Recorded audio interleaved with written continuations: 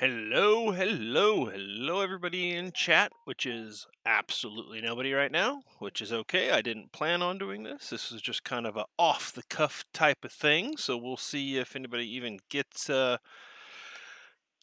notifications. It says I do have one concurrent viewer. How you doing, whoever you are? Two. Kittle. Kittle says nobody. Well, you're somebody, Mr. Kittle, and I'm here, so that's two. I see three.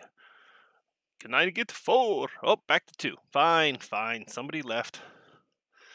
It's alright. I'm used to it. So, anyways, today I'm gonna get caught up a little bit on flipping coins. Uh, just in the literal sense of putting them in the flips, and that's about it. I have a whole entire tray. See if I can move my camera up, and nope. Well, I think you saw me. There's the whole tray full of coins ready to get flipped. Shouldn't have moved that. Oh well. That's what happens when you screw up. So anyways, we'll get started. And I'll put coins under the scope to talk about, and eventually those ones will get flipped up as well. Playbacks 4. Can anybody hear me? It's probably just Mike, but can Mike hear me?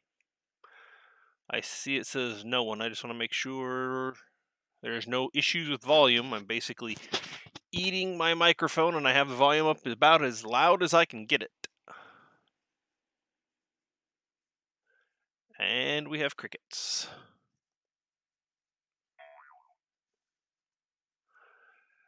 Nice max flat clinch stapler. Absolutely, absolutely.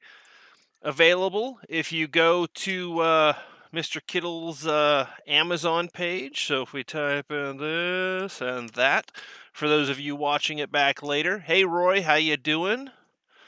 That should give you all the info about Mr. Kittle. So I like to put them in the nice PVC-free 2x2s. I am currently using... God, this lighting is horrible. I hate this thing. I'm currently using tan 2x2 flips. So let's see if we move it over a little bit. You can see me writing. So the first one we'll pick up. This is 1907 San Francisco peso. So we'll write 7. And then over here, obviously Phil owned it at one point, so we're going to put Phil's name on it. And that's basically about it. I guess I should put US Phil, so they don't think it's actually Phil from somewhere else.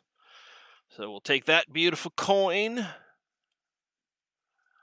Missed the World Silver Stream. Yeah, Roy, I think Mike has at least 3 more bags left, maybe more, but I think at least 3. So I think you're pretty good. You shouldn't have any real issues with that. All right, so we put it in the flip. Put the flip, the plastic all the way up like so. We grab the fat cinch stapler. Just staple it right there in the middle so you still can read everything. You can see the coin beautiful. As you can see on the back, nice flat. You're not going to be scratching anything else, as Mr. Kittle tells you all the time. And there we go. That's number 1 out of about 100 or 120 that I got to flip up tonight. So now technically I'm behind by about 12 double row red boxes, but these are sitting out and they're starting to annoy me. So we will get them all flipped up as well. I'm going to be doing different things. I'm not going to be doing them in any specific order, even though I have a pile of these here. I'm just going to be grabbing stuff. I've got a ton of stuff to do. So next up is a silver 25-cent piece from Newfoundland. That's up there in the old Foundland area, but it's new. So we'll put 1917, and you can see that it's got a C after it. So it's a 1917 and a C. New Foundland. All right, I effed that up. We throw that away. We try again. Apparently, I needed more space for Newfoundland. 1917C. Now we'll try again.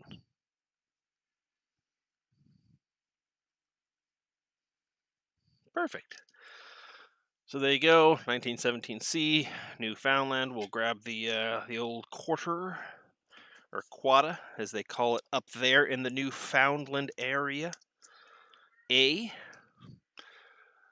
learned so much in the streams, but was not expecting a geography lesson. Well, yeah, Newfoundland, it's up there. So now let me refresh that. It's up there where above me. Some people might be above it, but not me. Mike says you don't like staples in your flips. Okay, well, flips got to be stapled shut, or the paper will fall away. As long as you do it properly and take them out, when you're taking this out and putting it in a book or something, there's nothing wrong with the staple and a flip. So, left or right when I get to Old Foundland? Oh, you got to go right. Come on, always go right. It's the right way to go. Next up, we got this a beautiful 1889. Look at that little beauty. Yeah, that's some Great Britain action right there. Nice big old crown. Mike says, why not put paper in the other half without the staple? Well, because I like the different color papers, and these don't fit in that side. You can only get little white ones, and they're a real pain in the ass to get in and out. As long as you're careful, there should be no issues with putting staples in it. All right, so 1889. 89. Put crown down at the bottom. And a giant G, B at the top. Little something like that. Now, I kid because I care and sometimes don't have anything better to do. Absolutely. Absolutely. I don't put grades on the coins. I used to, but then I started working at a coin shop, and if you put a grade on a coin, then somebody's going to come in and they're going to be like, no, that's overgraded, no, that's undergraded. They're going to be picky. So basically, you just put the information down on the coin, and then if they ask, you can give your opinion, but it's not set in stone because it's on the piece of paper. So makes it pretty simple, as long as you're just just straightforward with people. This is the price. You like it, you don't like it. So you put it in a flip. Let's get the light off of it and show it. So you put it in a flip. You let them check out the front, the back, and your price, and either they like it or they don't like it. So I mean, it's just that simple. Now, Mike had asked earlier, are any of these for sale? The answer is everything. Everything is for sale. Everything, except for my 1878 Carson City and ANAX MS62. Other than that, every single coin I own is for sale. You just have to make me the right offer. There we go. Next, we got a 1905. This is another U.S. Philippines peso, 1905S. So we'll put U.S. Phil again, because he is a popular guy. And we should probably put peso on the bottom. Should have done that in the first one, but I think I will go back and write it anyways. I can do it. I've got the power. Well, I've got a pen, so that means the power. And I shouldn't have. Oh well. There we go. So, well, see, can't even show you. There we go. I put peso on it. All right. So we got that. It's a pretty nice peso. Not amazingly high grade, but again, I was able to pick up a very large lot of silver. And I went through all my stuff, and everything I needed for books or typesets or any of that stuff got integrated, and everything else, it gets to get flipped up, and eventually, no secret, Dealer cost codes? Well, I'm not pricing them right now. I do all that later. I know what I paid for them, but I'm not going to be doing that right now. I'm just going to be flipping them up and getting them ready. Can't give away all the secrets. And to be honest, I am actually, even though the boss man at the at work has offered to tell me the cost codes for work, I have decided to take it upon myself to slowly but surely try to figure them out myself. So I am learning number by number, slowly but surely, at work. So another U.S. Philippines peso. This is a 1912 San Francisco. And Mike, most dealer cost codes aren't all that secret. It's like their name or something stupid like that. So it's pretty easy to figure out if you know them after a while. So lucky for me, I don't need to know Mike's. Mike's a pretty straightforward guy. If if you question him, he'll go, "Hey, I paid this. I need to make this. That's the business deal." So that's what's good about Mike. Everybody is that if you have questions, comments, or concerns, he'll help you. Yeah, very easy to crack most. Yeah, it's pretty easy. All right, so that was a 1912. 1912S. And yes, I do this quite a bit at work, so I'm used to it. And I do tend to have slightly better writing than the others at work, so it is preferred. he likes it when I do it because it just makes it nice. So doesn't matter to me. I like doing it anyways. I've been doing it my whole life, putting stuff in flips and stuff. So it's always fun. Mike likes to do it too, so I guess I should be showing the coins off once I'm done. So just for people to see. I think most of these pesos and their previous owner, I think actually even before him, cleaned them. He didn't, according to his son, he was a pretty serious collector, and a lot of his coins are not cleaned. A lot of them that I've been buying have not been cleaned, but these pesos definitely did get a bit of a cleaning at one point in time. It's actually pretty obviously there on the 11. So any of them worth sending in, though? Obviously, I set aside for sending in. I do think Mike will be shocked, but I think I got another probably 30 or 40 old foreign silvers to be going in. So should be some good times and box openings on the Kittle channel in a bit. He is much more professional about opening them and showing pictures and explaining to people why I'm an idiot for sending them in. So, I just can't explain that. It's just too hard. But he's got me down pat. He knows.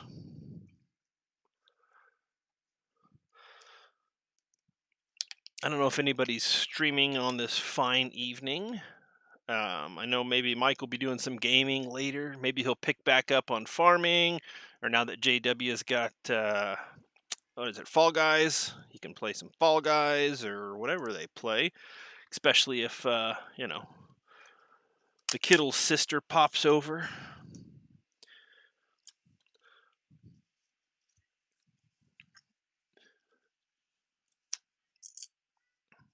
We've been pretty busy at work. Oh, here we go. Here's the next one. Nice 1910S Philippines peso.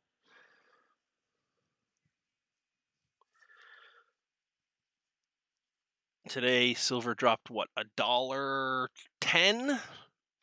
So, pretty sizable drop. Not the best thing, but it does, that is what it is. U.S. Philippines peso. Obviously, for all that are in here, you have me and Mike here. So definitely two of the greatest minds in Southern California. Well, at least we think so. So if you guys have any just general questions, ouch, over $1. Yeah, $1.10. See, I knew I should have sold those halves last night to somebody. I would have been set. But no, it's okay. Now I just have to sit and wait. I guess I didn't need them as much as I thought. So I think unless a bunch of them sold last night, Mike, we can just wait. Hopefully silver goes back up to the $28 range per ounce where I bought them. So it's dropped almost $5 since I bought them.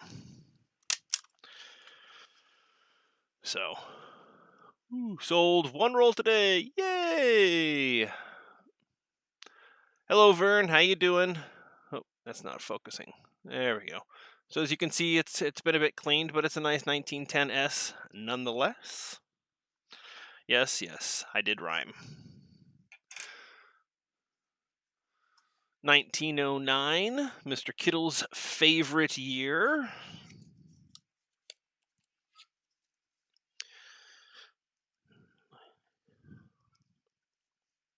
U.S. Philippines. Another peso.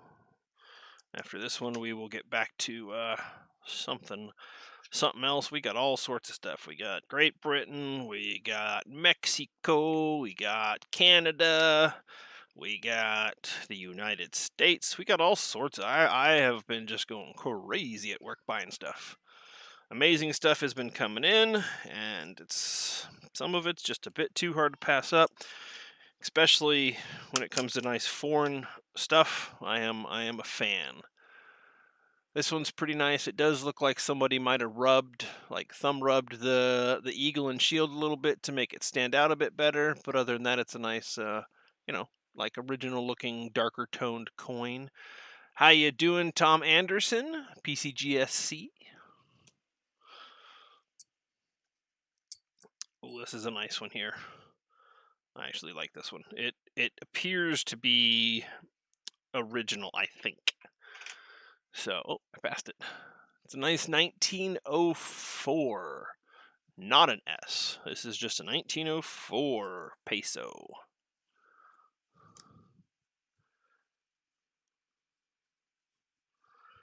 U.S. Philippines.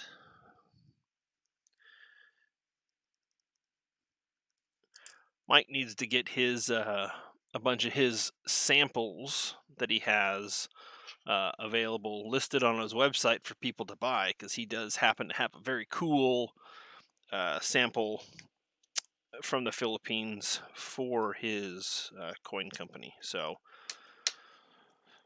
pretty cool. One of his best customers made those for him. So yeah.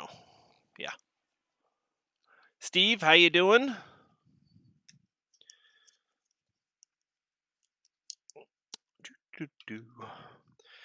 This is normally just a long process. Normally I just watch videos when I'm doing this, putting stuff away. I think over the years, let's see. Mike says he believes the 1904P were for the Louisiana Purchase Expo in St. Louis. Can't remember, but low mintage. Yeah, nice low mintage. If this one was cleaned, it was cleaned a long time ago, and the toning around the outside, I think it was in a book. I didn't get it in a book. I wish I did. I wish there was a book with it. It just came in a flip. So, but this one's one of the nicer ones for the grouping that I got. But yeah, I don't think it's worthy of sending in personally. So, all right, let's see. Here we go. You can see what's that? The LI in Liberty. And let's see, so it's a 1915. Obviously, this is a Barber half dollar, so that's a 1915D. A partial Barber book came in. I noticed I needed like 6 or 7, and I thought a couple might have been upgrades, so I bought the whole book, and I needed 3, I think, and I did upgrade quite a few, though. I didn't realize I needed so many. I have my red book here. Philippines issues 1904 peso. It says 11,355. Let's turn the page over and see if it gives any information.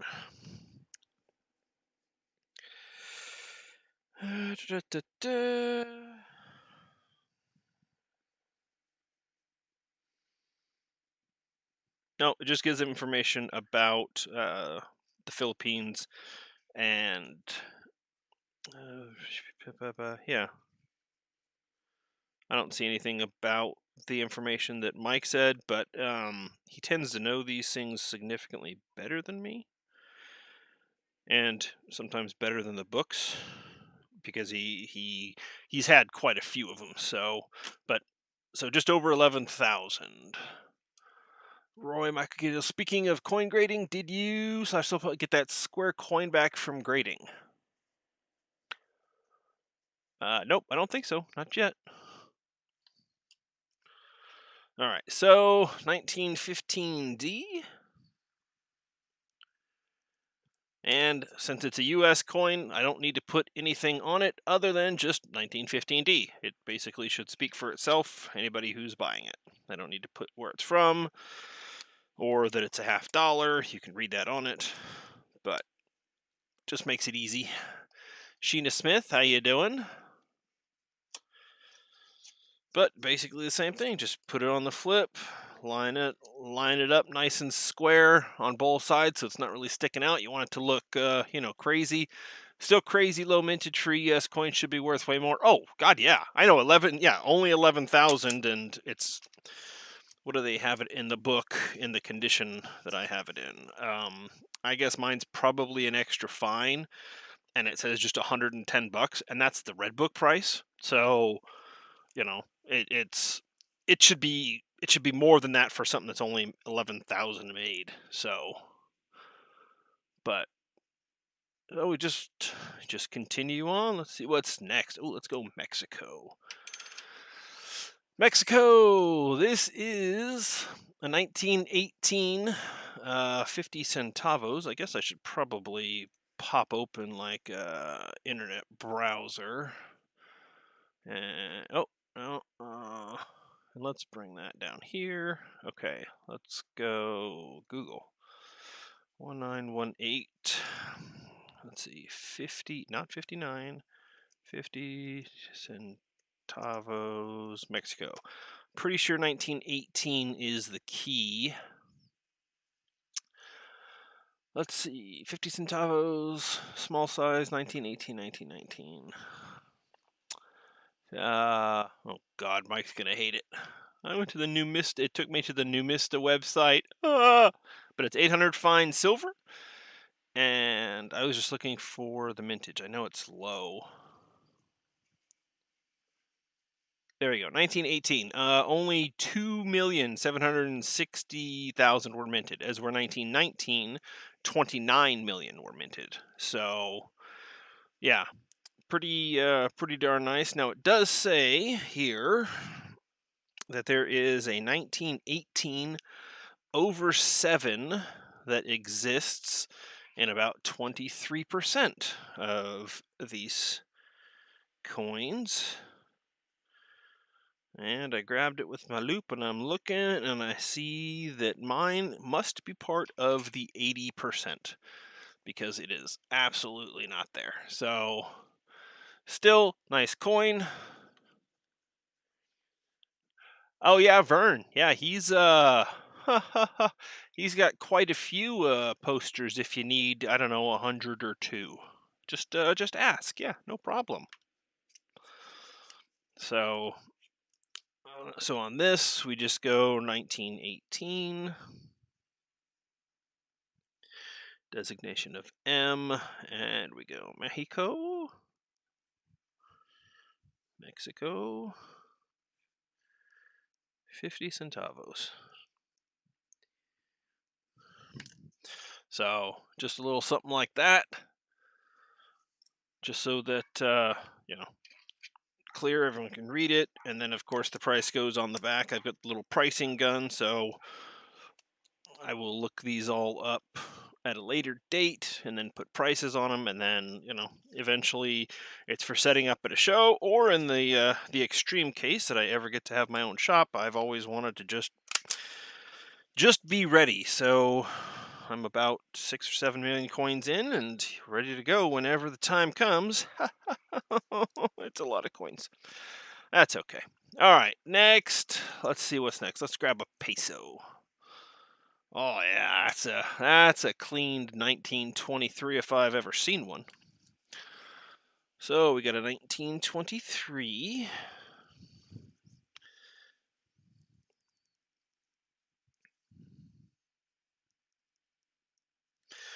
Mexico peso.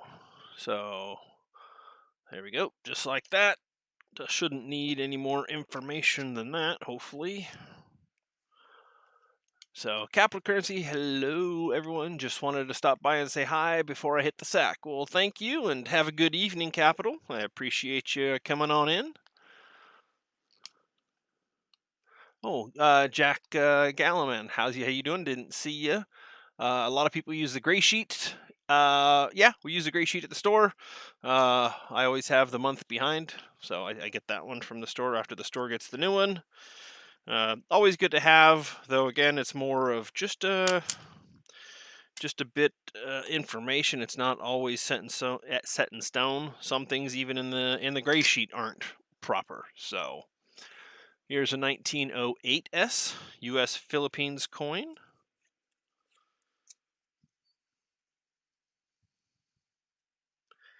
8S US Phil.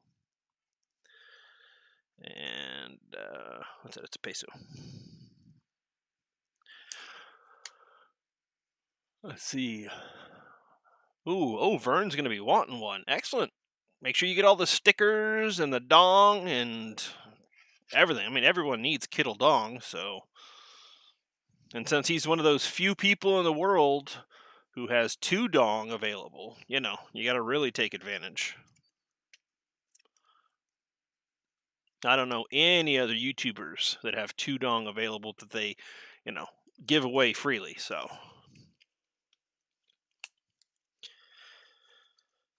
Us and our dirty minds.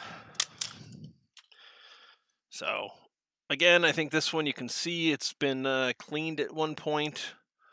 Still a lot of meat left on the coin. Very nice details, but definitely cleaned, sadly. Next, we have the 1904 San Francisco. This one is in about the same condition as the other one, except this one definitely was cleaned. So, again, kind of a bummer, but still a nice uh, early U.S. Philippines coin. So, but I have like 5 boxes of these tan flips, so that's 2,500 flips ready to go. Obviously, not going to be doing that tonight, but I could easily sit here for the next, I don't know, 6 weeks on just the stuff that's probably already flipped up but not written on. No paper flips have been added. So if Mike is bored, I can just start dropping off double row boxes, but something tells me he's not. He's got some gaming to do, and he's got some bag hunts to do.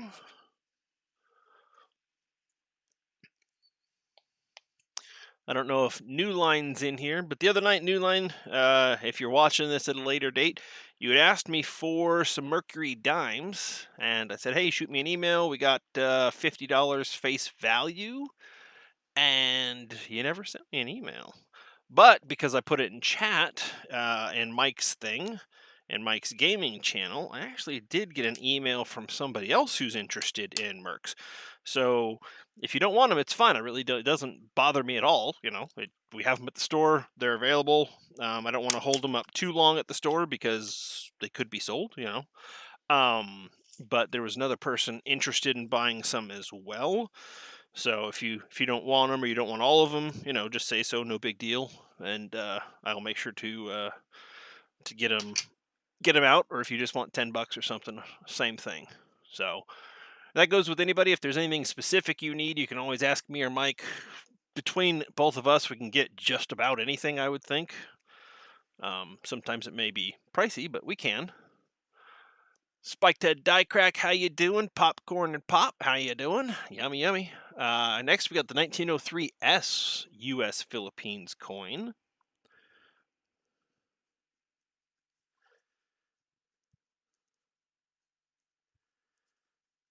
And that's a peso.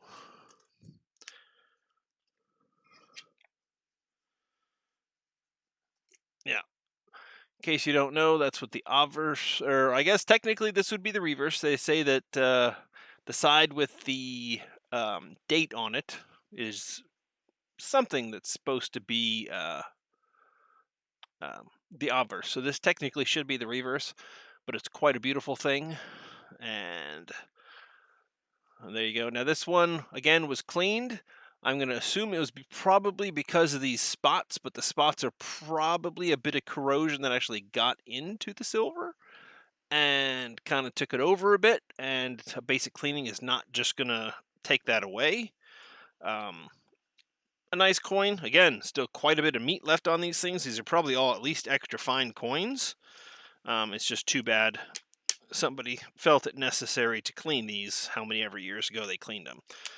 But they were pretty nice. Ooh, that is rough. Just sitting there like that. Wow. I will. Let's see if I put something dark there. Does that work? Geez, it doesn't even work like that. How about we'll do that and then that? No. Man, that overhead lighting is rough. Well, all right.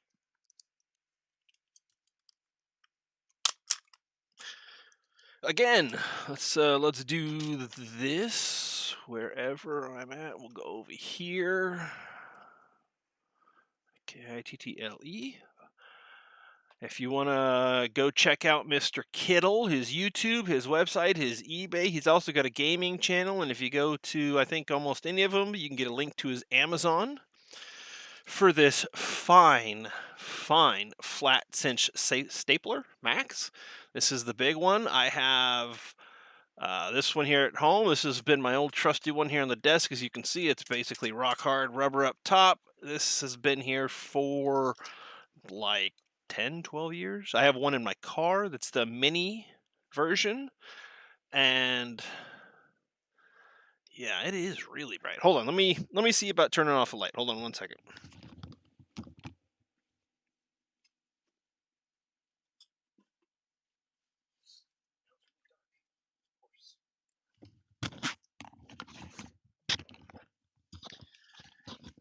All right, now it's dark.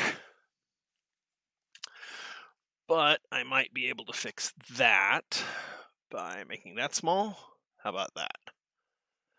Oh, I won't know. All right, let's bring. Wait, what? No. Open that. Let's bring that down on this screen. Still dark. Okay. Then we'll grab you, put that there, and then that there, and that's still not that bright. Dang nabbit. Oh, no. Yeah, maybe. Let's do this. How about that? Oh yeah, that's nice. Of course, now we're out of focus, but if we turn that light on, everything seems to be better. Look at that. That's nice. All right, figuring out the lighting. Now, of course, it's dark as hell in here, but hey, who cares? Okay, so Vern says flashlight. All right, let's move you back here.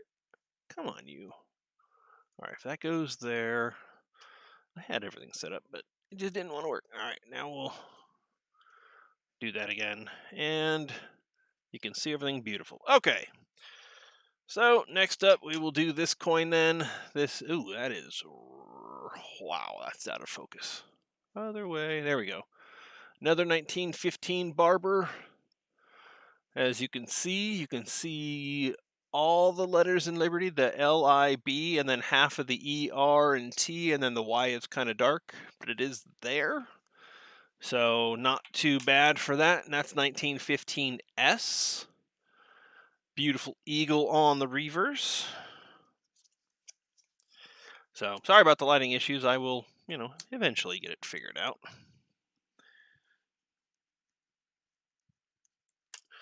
Mike keeps saying he's going to come over and help me, and I keep going, no, I got to figure it out. But I think I really just need to accept his help with the lighting around the desk area, because man, my fluorescents just suck. So But everybody should, you should always want to try to have good tracking of your coins. So you should want them in flips. You can do it like this. You can do it like these are right up here. See, they're falling over like these. You can put them in flips with a little white paper in the back part of the flip. I ran out of regular flips, but as you can see, this is the two pocket version. There's a pocket on this side and a pocket on this side. I normally, because they're cheaper, I buy it with just single pockets. And then I use these on the back to write on. I like it better that way. I think they're a little bit nicer, but either way, just personal choice. Here we go. We got ourselves an 1821 Great Britain crown. This is one of two. I know I have two of these. Michael Kittle's got a cat in a box. So I am. Mike should be happy. I have finally broken the 1,000 hours, which means I've only got 3,000 hours of streaming left to do before I get monetized. But again, in the end, I do this basically for fun, and I do my best to help Mike. I find that fun as well. So and I try to make it informational more than necessarily making money. Making money is fun, and it is definitely the way that you know I pay for all these fine, fun, beautiful coins. But yeah, if anybody happens to need a what is it? Basically a 100-ounce ingot set of a bunch of different banks. They're all from the Franklin Mint. They're all 1,000 1,000 grain bars. I forget how many there are, but there's quite a few of them. I think maybe there's 50 or something like that. 51,000 grain bars. That's like 98.6 ounces of silver. Comes with all the paperwork and all of that good stuff. If anybody needs one of those, let me know. I'll take some pictures and send it off your way, and you can tell me what you think. Let's see. Let's get over to. I think maybe is it on this end of this stuff? Let me see. Yeah, there we go. Let's get a little bit of this action. I don't know. Is Vern in here? I don't know if I've. Oh yeah, there's Vern. A little bit of that action.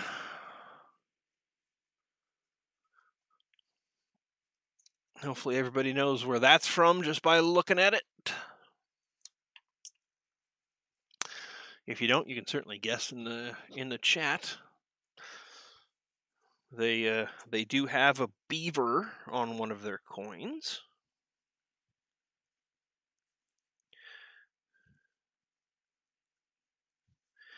Canada dollar.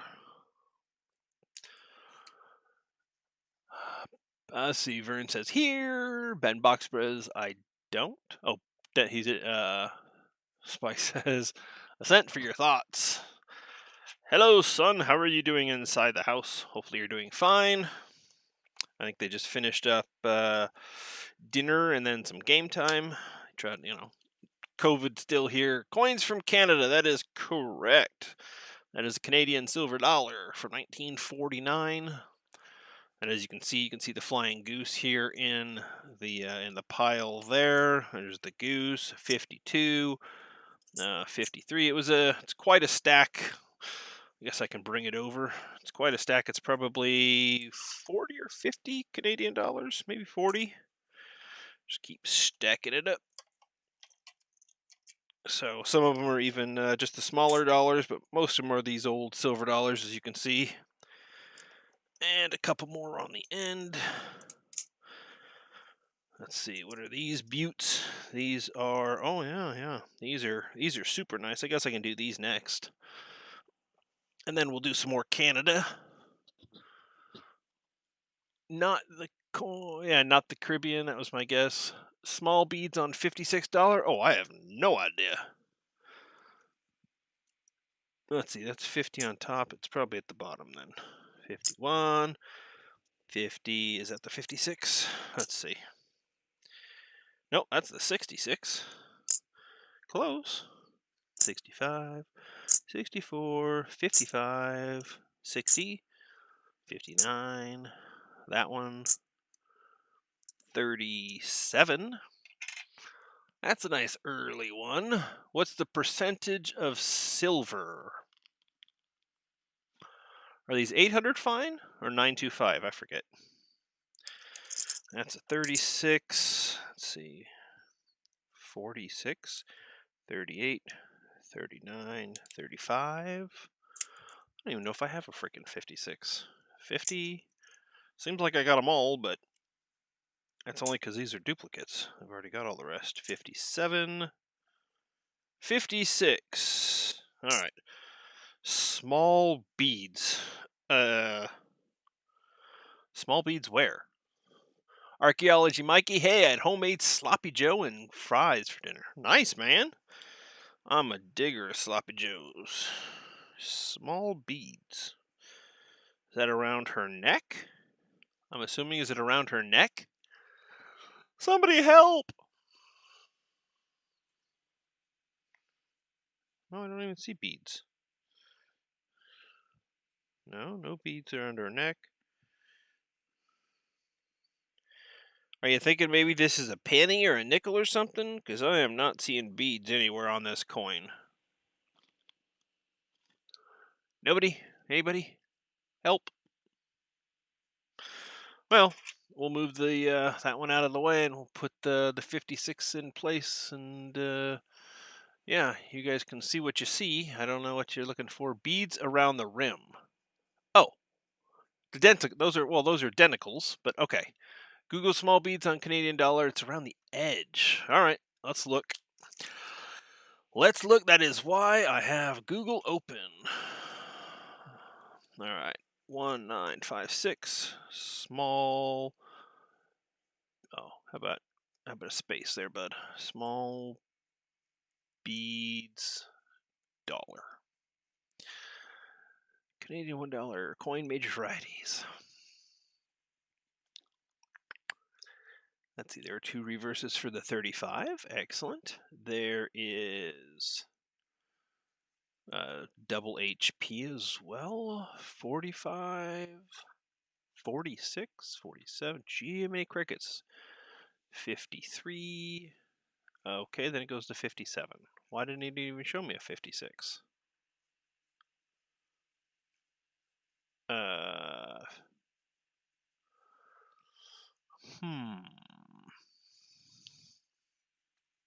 Oh, let's see, 50 to 56. Okay, hold on. 52 only, 50, 55, 50, 54, 50, 56.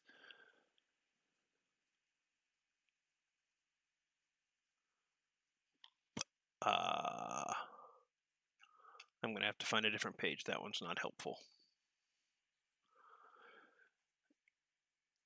Oh, wait. Are you talking about 56 or 65? I am confused. Because this, let's see. That's a 1965. No, I didn't.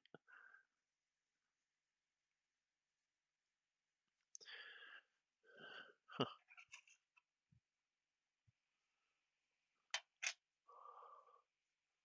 Yeah, I think what you guys are talking about is a 65.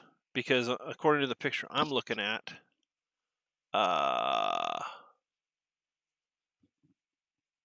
double strikes, not strokes. Well, I was having a stroke while I said it, so yeah. Try 65. It's one of okay. Yeah, I don't think it's the 56 because that's just not happening. Let's see, 63. That's 66. Let's find 65. Another 63. 62. Yeah, we're going the wrong way. 52, 67. Damn it. Now we're going to have to go back up. If I even have one. Probably do. It's got to be here somewhere. 59, 60, 55, 64, 65. And that's on the obverse. All right, see, this one has the little beads around the outside. The other one just has the denticles. Okay. Viewers can help me. How to identify?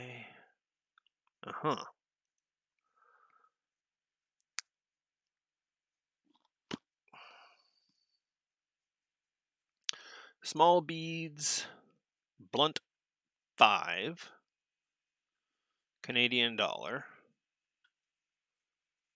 Oh, I see a picture of a small beads. Mine is definitely not a small beads. So, yeah, nope. The A in Regina. Oh, we can. Yeah, mine's definitely different than the picture I am looking at. Though I'm looking at one on eBay, it doesn't seem to be very expensive. So, looks like it's $20 US, and these things melt for what, $14 or something? So, yeah, I don't know. It doesn't seem to be too expensive for the small bead variety, at least for this one on eBay, and it's definitely the A is different than the one I have, and the beads are significantly smaller. So, whole coin star. I told you I buy that whole coin you showed me in your stream during the foreign silver auction. Oh, you bought that old one from Mike that had the hole in it. Yeah, I fell asleep, so I didn't get to bid on it. I have no idea what it even was. He just put it in the queue, and then I fell asleep. So that happens. All right, let's get back to it. Well, I already wrote that up, but now I can't find it. See, I wrote one out for the 49 Canada, but I don't know where it went. So I'll write another one out for the 65 Canada, and we'll get back on track here. Here's 1939 Canadian dollar. The piles of silver just keep growing. So what do we got? 19. Well, where the hell did I put it? Oh, there we go. 1965.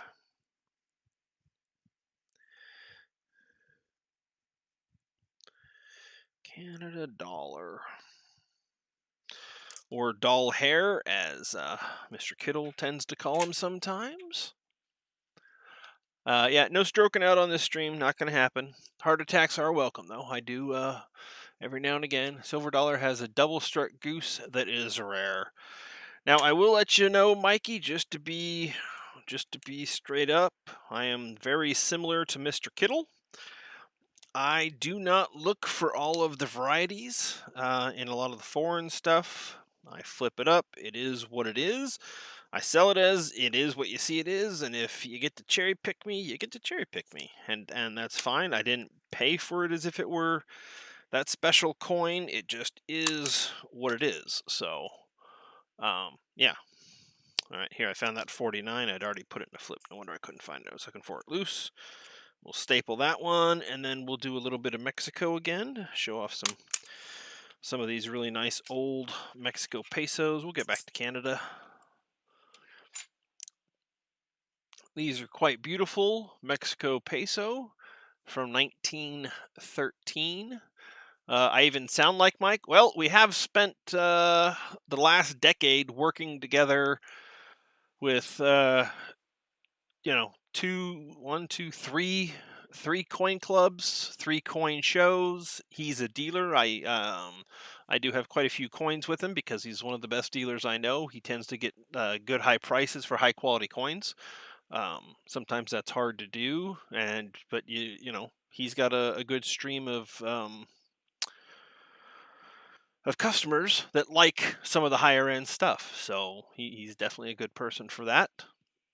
And I grew up with coins, so did he. So it's just nice. We just get along and mix things. And hell, we both like barbecue and mac and cheese. So that's right there. That's a win in my book. If it weren't for that, I don't know. But yeah. So anyways, so that's the 1913. Let's see if we can move it over here. Show it off a little bit better. Maybe. Yeah, there we go. She's a beaut. It's nicely toned. For a circulated coin, it does have a little bit of toning. The other side, nice, beautiful peso. I know. Estados Unidos Mexicanos, un peso. Definitely a very pretty coin. Ben says he likes mac and cheese. Damn right you do, boy. Especially from from the barbecue place we get it. So it is always good. As I almost dropped that peso, that would not have been good.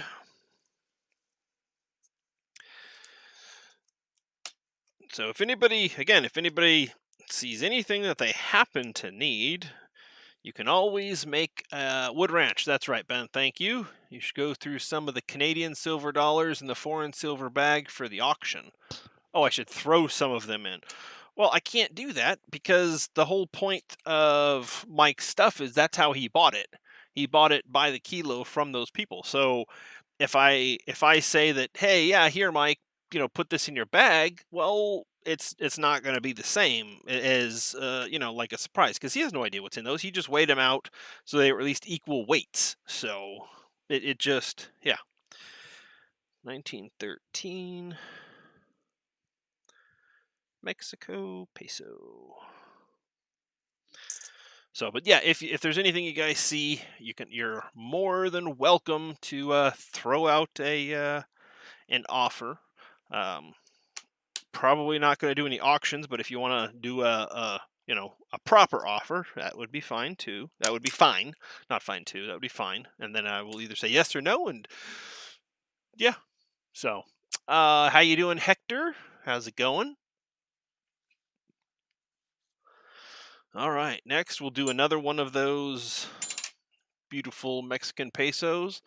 This one's in even better condition. I think it's an AU. You can see a little bit of rub on her face and on like the knees.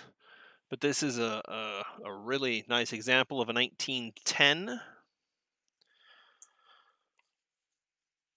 So these are always popular. These along with Great Britain ones.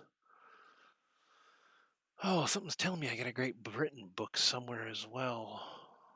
I forget where that's at. I'll have to pull that out eventually to flip up as well. So let's see, 1910.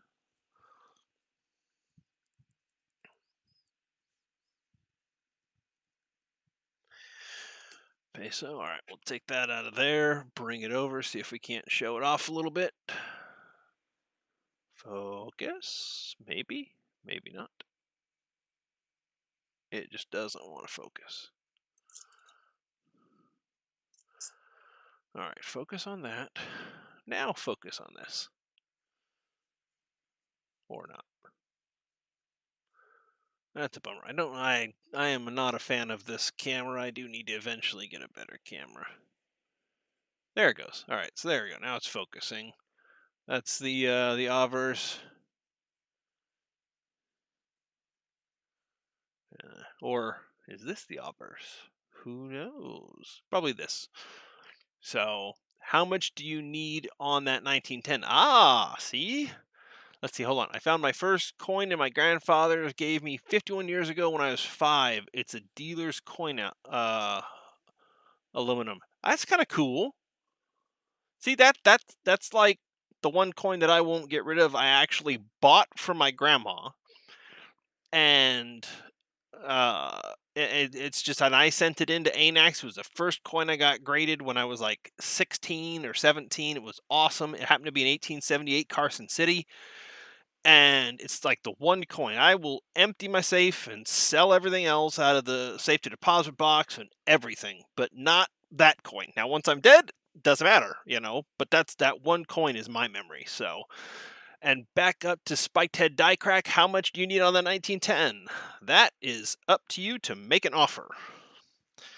That is not up to me to put a price. I haven't put prices on them yet. I haven't even looked it up. I mean, I guess I could do what Mike recommends. Let's crack open an extra little thing here. What is it? ngccoin.com, right? No. Yeah, ngc.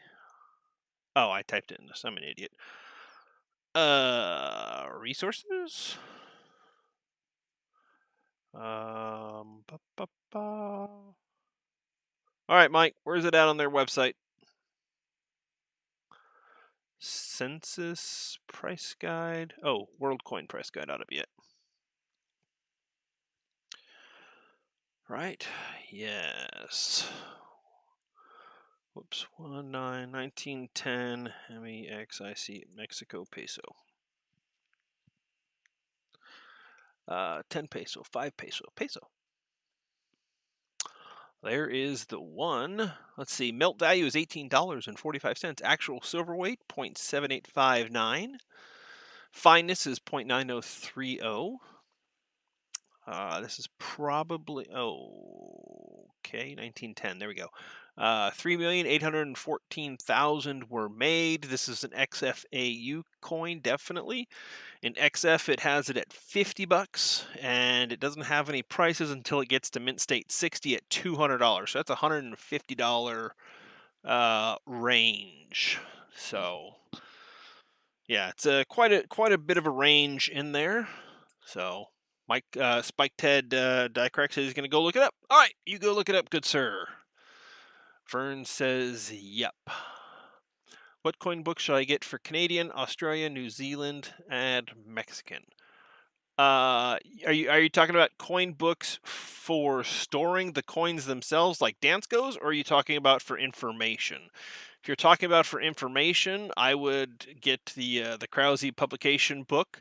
You can, like Mike said, it's free to use NGC, which is basically it. But if you want, you can buy the big ginormous thick paper versions, or every now and again they offer like a 5 DVD set, which is from 1600 until present, until modern day, like right now, coins. That's the best way to go, because then it opens it up in a PDF and you can just search in the PDF search bar, and it lets you search for everything. But the NGC is pretty good too, so definitely cool for that as well. Yeah. So all right. So I'll staple that 1910 peso. And then if Spike Ted Dicrack comes back with a good offer, then he can have it. If not, it'll just go away for now, because I'm not really trying to sell anything. I'm just getting a little bit caught up. Here's a 1911. Oh wait, Mikey said something. I have a 1943 Merc and 1897 Morgan, 1921 D, and 2 dateless standing Liberty quarters and 6 peace dollars from my grandfather in 1899. Oh, $1 bill for my grandmother when she found it in her mother's antique collection. Nice. 1921 D. Yeah, you said that, Mikey. Oh, oh, I see. Morgan. Sorry. Yeah, I see what you're saying.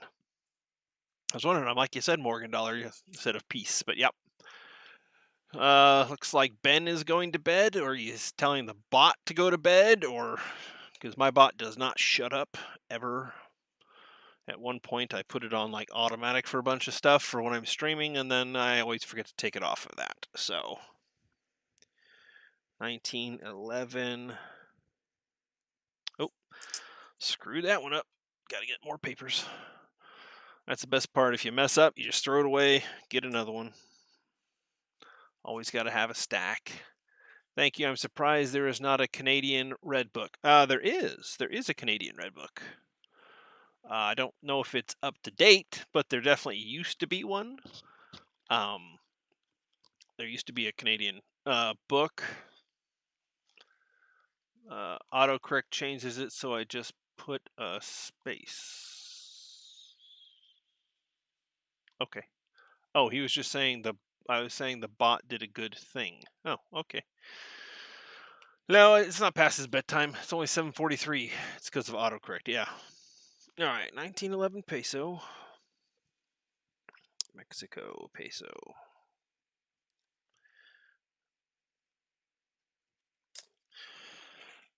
Excellent. What is the highest grade on the Canadian silver dollars in that stack so far? At best, maybe a 63. These are not high grades. These are just coins that came out of a book. They're not slabbed. I wouldn't grade any of them past a 63. I would say probably even most of them would be considered AU. So I don't think they're all mint state. I think they would be considered AU coins. So just let's see. Let's see. The Charlton book for Canada is what most get in the U.S. Thank you, Mike. Appreciate it. Yeah, and then for storing coins, you can always get all the Danskos. If you can find them or if you can afford them off of eBay, they do have typeset Danskos for up there and others such as. So I guess we'll do the last peso in the group. I forget what year this one is. Oh, another 1910. As you can see, it does have some toning around the outside. This one is not as nice as the other one. You can see the face is completely flat. The knees are definitely rubbed down. It is sharp. It does have, is that an 8 reals right there? Uh, where? What? No, I don't have an 8 reals here. I mean, no, I don't have any 8 reals on the desk anywhere. I have 4 reals behind me somewhere. Let's see if I can find that, I guess. But that one is definitely getting certified wherever that sucker's hiding. That's not it. Oh, I know where I moved it to. Oh, not there. That's over here. Let's see if I can find it real quick for you guys, since you're curious. Come on, I know you're in here somewhere. Maybe. There it is. That's a... Alright, so we'll move that one aside and show you a nice 4 reals. That large coin. No, the large coins you're seeing are just the Mexican pesos. So, all right, let's see. But here, this is a 4 reals. Looked it up. I believe this is from 1546 to 1572, something like that. This one will be going into PCGS for certification. I am, of course, hoping that it comes back with a good pedigree and not cleaned. I don't think it has been, but, you know, still a very nice, sharp, I think it was a really nice, sharp strike.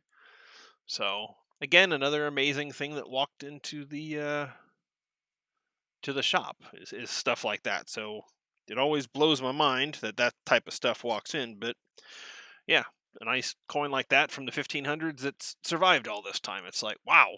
So, but again, and that actually didn't even come from the collection that I'm going through right now. That came from somebody who walked in who just had some silver dollars, some silver dimes, and that. And it was like, okay. And when I say silver dollars, I'm talking like 1921, you know, regulars, just regular old silver dollars worth like $20, just junk silver dollars, junk silver dimes, and then that was just in a flip. It just made no sense. But they're like, yeah, I got it from my dad a long time ago. So, and that happens quite often. So, all right, let's see. This one was another 1910.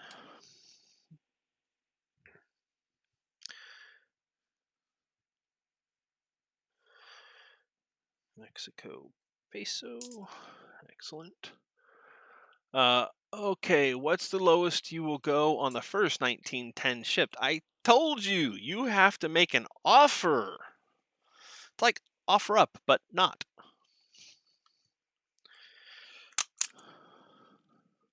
Because if you want me to price it, well, then it's oh, I don't know. That beautiful coin right there. I mean, look at that. Woo! That's got to be $8,000-9,000. Easy, easy $8,000 or $9,000 for that beaut right there. Yeah. 50 shipped. 50 was if it was an extra fine condition. So I will say no. I appreciate it though. It is a good offer. At least you're strong. Most people would go, well, it melts for $18, so I'll give you 25. And that's always just even Mike says it. Stuff like that. We know more better than what it's worth, and even if we don't know what it's worth, we know what it's not worth. So we know it's not going to be low. Steve Woods was thinking 10K. Steve, I accept your offer. Just shoot me an email how you'd like to pay, And yeah, I will get that out to you. Hell, you know what? I will fly it to you for that price. You let me know, and I'll meet you there. Yeah. You did, Spiked. I appreciate that. I do.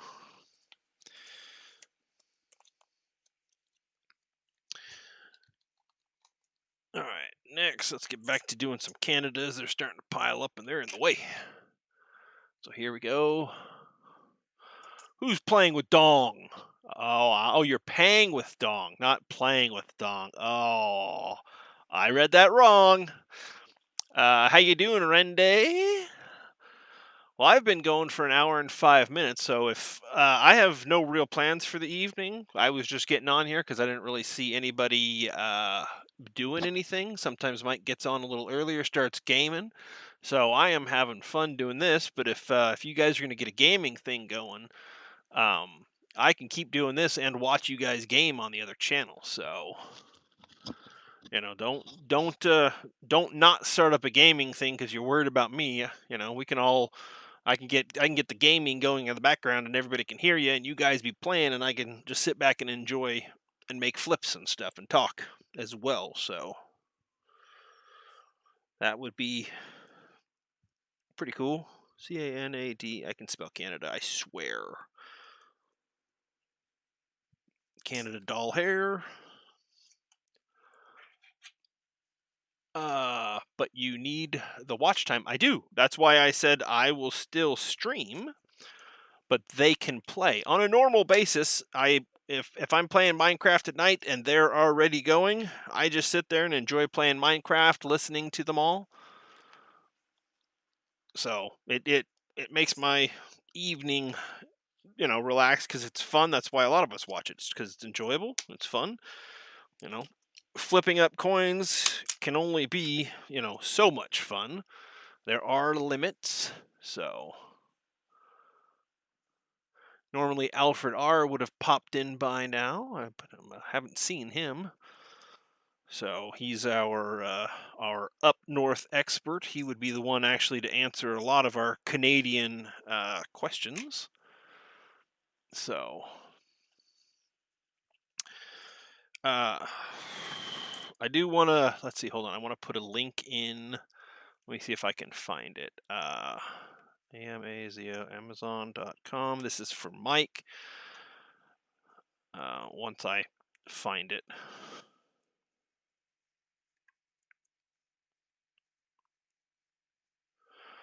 Here we go. Let's see. Okay, that. And can I? Jesus, dog crap. That is a long thingy-dooder. Fine, I'll just copy it. Copy. And we'll go paste. There you go, Mike. I know you're not a fan of reading. Wait. Are you serious that... Oh my god, damn thing's longer than 220 characters. How's that possible? Oh, New Line, how you doing? Whoa! Please tell me I'm still streaming. How'd I do that? What'd I do? Forward? I think I'm still streaming. Okie dokie, that was weird. Alright, there's gotta be a thing for sharing. How to share. Share. Share. That's better. Copy. Alright, here we go. Let's try that again. There we go. Let's try that. There you go, Mike. That's for you. New Line. I have an email going out now. Okay. You're talking about the I knew silver prices will drop. Why are they dropping, Mike? Huh? Do you know why? It no work? What no work? Oi. Oi. Open. Let's see. No, that worked fine for me. If you're thinking it didn't work. Should have worked. That's for Mike. Oh, the election maybe, but maybe. But is it going to go up or down after the election? Who knows? Even we don't know at the coin store. We just put our silver out every day and we buy it and we sell it. And some days we win, some days we lose. In the end, it's all up and down. So you can't guarantee anything.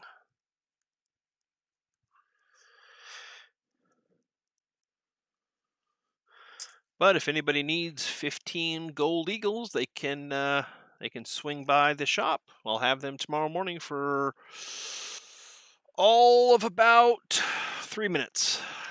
First come, first serve, but I know that somebody's coming, so. And whatever they don't take, which I would seriously doubt is going to be much of anything, I'm pretty sure they're going to take all 15 ounces. So right now, people seem to be very hot on gold. They were hot on silver about 2 months ago. Now we seem to have a bunch of silver and can't keep the gold in. So who knows? Who knows what? Who knows why? Wooed. Who's rude? What are you talking about, Ben? Oh, are you talking about what Randy said? Oh, come on. You're 12. You can handle it. Following you now, too. Thank you. I appreciate it, Spiked Head. If you're talking about me, I appreciate that. Yeah. Again, obviously, if anybody wants, they can ask questions. You know, y'all know the ANA. Oh, Randy says, "Oh, oops, it's all right, Randy. Don't worry. If you think that's bad, we do much worse around the house. That yeah, no. That's it's perfectly fine. Yeah, and Michael calls him Benjamin. But in case you didn't know, both Mr. Michael Kittle for Michael Kittle Rare Coins and Don Barry for SoCal Box Breaks, we are both ANA Presidential Award winners. So yeah, we've been around long enough and done enough. So let's see. Kittle the stapler is $23. Are you serious? Randy, absolutely he's serious. If you use a crappy stapler and scratch one coin, then yeah, you've ruined at least 23 bucks worth of coins if you mess up one coin. So yeah, it's absolutely worth the 23 bucks. And we have 6 or 7 at the shop. I personally own 2 inside and 1 in the car just in case. Yeah. Here we go. We'll even flip this nickel. King Dongs of the ANA world. Yeah. No, it is. It's actually neither of us expected it. It's not something you ask for. Email sent in regard to the Mercs. Okay, sounds good. Yeah, it's not something either of us asked for. But yeah, we were both presented with it. So, SoCal, can you do a stapler giveaway? Randy, sorry, I apologize. Randy, yes, I will do a stapler giveaway.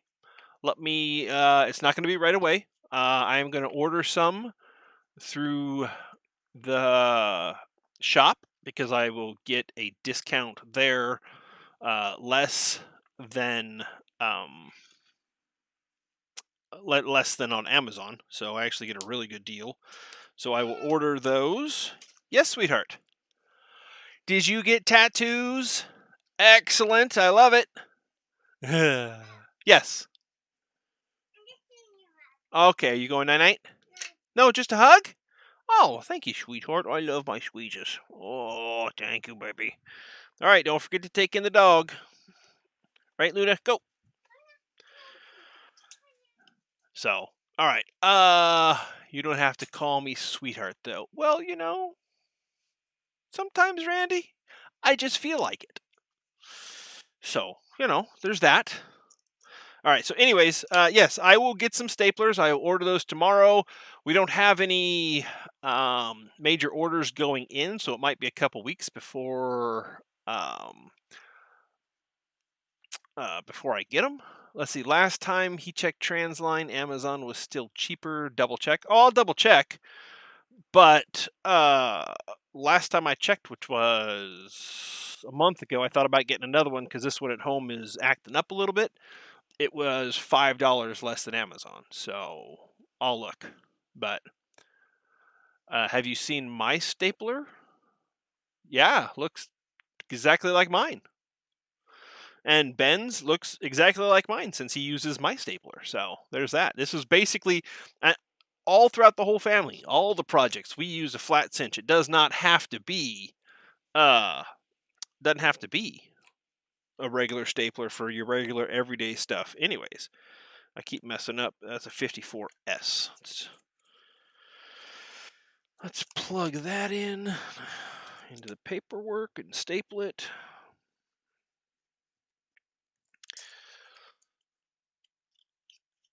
Oh, let's see. Hashtag. Hashtag movie reference. What did I miss?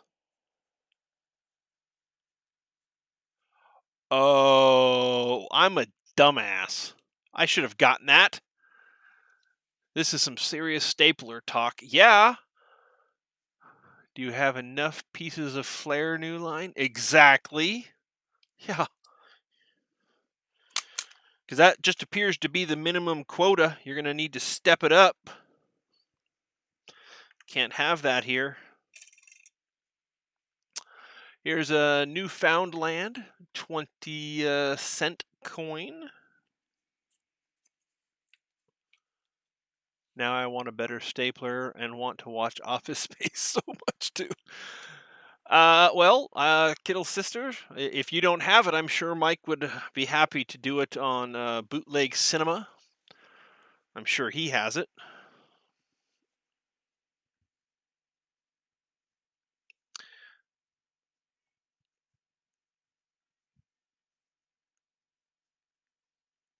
Newfoundland, 20 cents. Let's see. You need that coin. You need a 1912 20-cent piece from Newfoundland? Let's see, wait. I do have the DVD. See, I knew it. I knew he would have it. Mikey, why do you need a 1912 20-cent piece from Newfoundland? Let's see what NGC has to say. 191. Nope. 1912. 20 cents. No mint mark. 20 cents. Newfoundland. KM number 15. This is not the proof variant. This is the regular. It's sterling silver. Its weight is 4.7127 grams. Actual silver weight is 0.1402. Melt value of $3.29. This one is probably, let's take a peek under the scope. Looking at that, that is probably a fine to a max, very fine coin. It's nice. It doesn't have any real issues. Ben Brock says he needs it Moar. Yeah, very good, very good. So, okay, so in fine, according to NGC, we're at $8, but there's no values for very fine through AU, but in Mint State 60, it's $300. So it's somewhere from $8 to $300 there, Mikey. And I don't know if Mr. Kittle has okay to clients and just noticed it today. Geez, haha. Oh, that's funny, Amanda. Okay. And they're like, wait, what? Yeah, everything's okay. Yeah. Ben, I don't think I have anything set up for Ben. I don't have a Newfoundland coin for my collection. Oh. All right, Mikey, here's the deal. I still have a couple things I've been getting together for you to send to you. One of them, let me find them all. It's not that, it's not that, it's not that. One of them was this beautiful 1940 Canadian quarter. If you, let's Randy, Mr. Kittle, buy me that, please. Wait, you want the Newfoundland as well, Randy? I was going to send you the silver 1940 Canadian quarter. If you want, Mikey, I will swap out the Newfoundland 20 cents for your silver quarter. All you got to do is say yes, and I will keep the quarter, and I will put that one in its place instead. I see you got a smiley face, but that is not a yes. So I need a yes. Mike says swap out. Okay. Mikey, I will finish flipping it up, and then I will add that to your pile. And then I get the 1940 silver quarterback. No problem. All right, there we go. 1912 Newfoundland 20-cent piece. That one will go into Mikey's pile. Let's see, he also has one of those. He's got one of them. I think I have 4 things so far. Where'd the other one go? That's 3. Oh, and there's number 4. I got 4 things. I was waiting to find 2 or 3 other things, so at least it was kind of a fun thing to send you before I actually sent it out. By the way, I like my basic staples, nice and cheap. These you can get these at Walmart. So I won't type the word I'm saying out loud. Yeah. Archaeology Mikey, you're very welcome. That's a swap and a half. I don't really think so. I mean, the silver quarter probably has more silver in it. You know, and I was gonna give him a coin anyways. It's not all that crazy. I like my staples nice and free from work. Oh, see, that's just rude. That's just rude. Staples are cheap. Good lord, I think I bought when I bought the box you just saw. I think there was a 10-pack at Walmart for like $5.49 or something stupid like that. So it was super cheap. So, and that's 50,000 staples. I'm not through that yet. So I think I've got 4 or 5 boxes left. All right, let's keep going. Mike, if you guys start playing, let me know so I can bring you up. Love to watch you in the background. We got ourselves a 1937. You're such a rebel, Kittle. I get staples at Staples. Yep, yes, he is. He is a rebel without a cause. All right, so 1937 Canada dollar.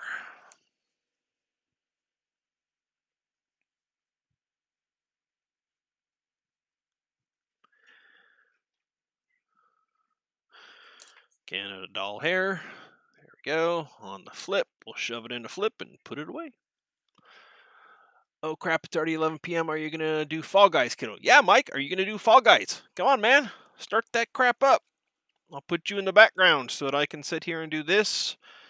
I will get my watch time if everyone wants to put me on mute. And then, I'll still keep talking, don't worry. Yeah, it is 8:07 for us here. Oh, wait. What? Okay, my stapler...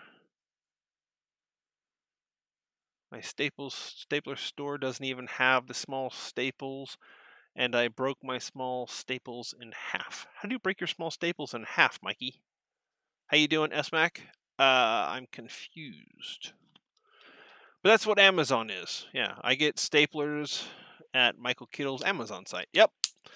I think I can get them cheaper at work, only because we order that way, but that doesn't mean Mike thinks that it's actually cheaper on Amazon, so I got to check on that. It's very possible that it is cheaper on Amazon. Either way, I already committed to getting a couple staplers for giveaways, so... Oh, he meant to say I broke my stapler in half. Oh, Jesus, Mike. What the hell were you doing with... How do you break a stapler in half? Mike, let me know if you do. I could or could do tomorrow. It's 5 p.m. here in Maui land. I just got to eat sometime. Yeah, Mike, look, even your sister wants to. Peer pressure, buddy. Peer pressure. Kittle's sister says do it. Randa says do it. I say do it. Now you just got to do it. So that's it. That's kind of it.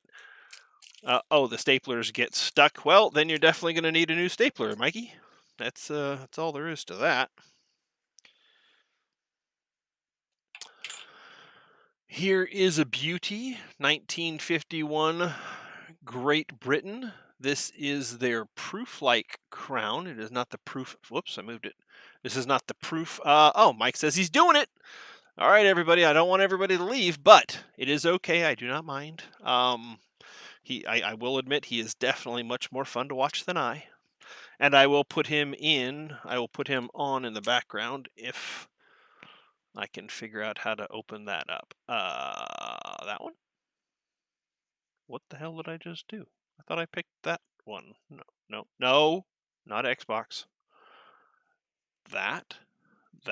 No, that. Yes. Minimize that. And here we'll go. Oh, for God's sakes. Too many tabs. There we go. Okay, now we'll open up a new YouTube. And once it says Michael Kittle is going, we will, wait, is that it? No, that's him streaming 18 hours ago. All right.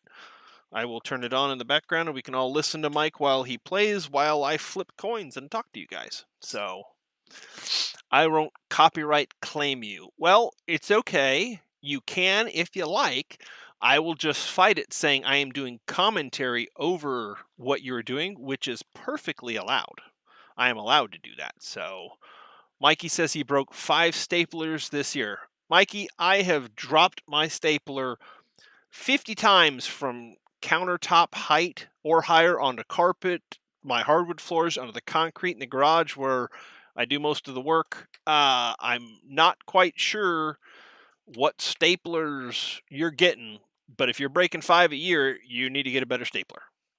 By the way, I recommend going to Michael Kittle's Amazon page and purchasing a Flat Max flat cinch stapler. Yeah. So, anyways, nice, beautiful 1851. Oh, now I need to move my Streamlabs again. It didn't work. How about you come down here? There we go. 1951's crown, Great Britain. It is not silver, that particular one. That is a copper nickel coin, but it is very pretty. And these are not 1851, 1951. We did have an 1821 earlier, and we got another 1821 in here somewhere. Here we go. Oh, where's it at? There we go. Here's the second 1821. This is an actual 1821. The other one's really a 1951, but they're not silver. This is an 1821 that's authentic. So, you think you have too many tabs open. Once I had 75 plus tabs open because you couldn't get into a Zoom call. Yeah, that's an issue there, Ben. You don't need to have that many tabs open. I mean, I probably have a good 30, but I'm also using all 3 of my screens, and I can always go boing. I have a Stream Deck, and so far that is the only thing I've put onto the Stream Deck. I push a button and it makes a boing sound. So there's that. 1951 Great Britain crown. So, all right, let's refresh over here, see if Michael Kittle is playing yet. I do not see him playing yet, but let's search. Kittle got game. Sometimes it doesn't always bring it up. Let's see. Nope, he's not playing yet. Okay, so he must still be getting that stuff ready. Are you using a Kittle filter? Every other word you sound like Kittle. Actually, it's funny. Someone earlier said that. Steve Wood says that is an old coin. Pretty old, but I did show off that crown, that 4 real a little earlier. That was about 300 years earlier than that. So there's always that. And then there's always the ancient coins. Those tend to be pretty old as well. So, you got to realize, SMAC, Mike and I have been working together with coin clubs and putting on coin shows. We put on 3 coin shows a year together for the Glendale Coin Club coin show, the Verdugo Hills Coin Club coin show. Those are both kind of small shows.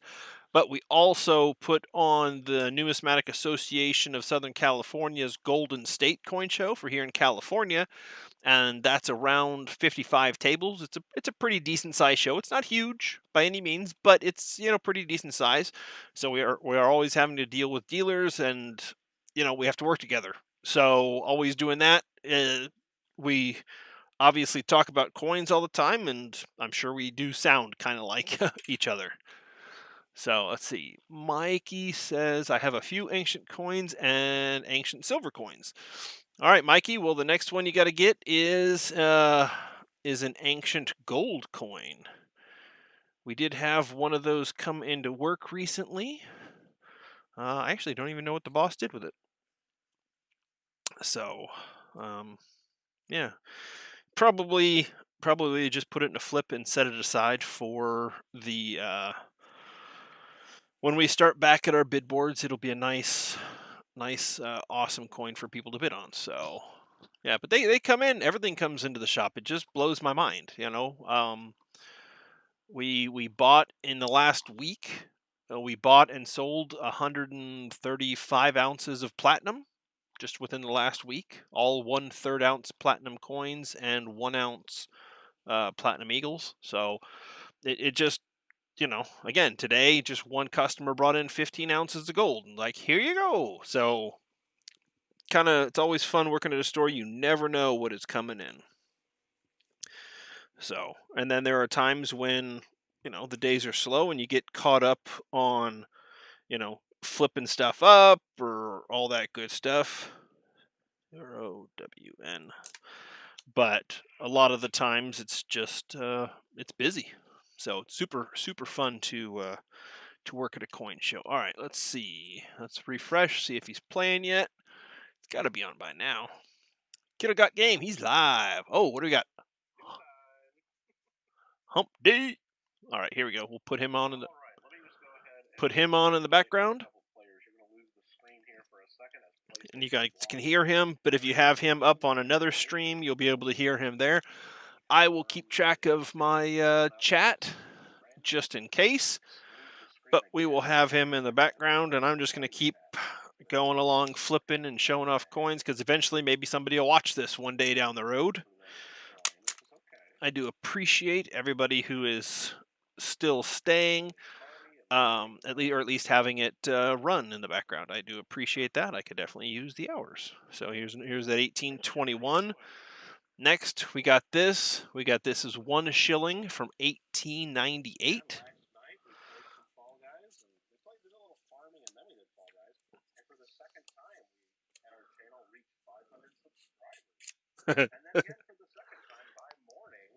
It's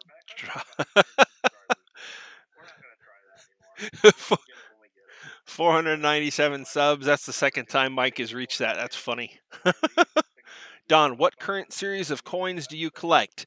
Steve, I collect all. There is not a single series of coins I do not collect. Everything that is in the Krause Publications book, I collect it, at least one of each. And that includes not just one of each, like, oh, I need 1 peso, one of each peso of every single date from every single mint from everywhere. Every single coin that's ever been produced, I would like to own one of. Will that happen? No, of course not. But that does not mean I am not going to try. Currently, in my inventory, that doesn't include my personal collection, but in my inventory, I think I have just over 2.5 million coins. So, yeah, I'm working on it. I'm getting there. So they're not all different, mind you, but that's just quantity. So, yeah. All right, 1898. Like that 43 copper cent. Do I collect the Batvia, etc., or Batavia? You know what? I don't even know. I don't know all countries. I don't know what Batavia is.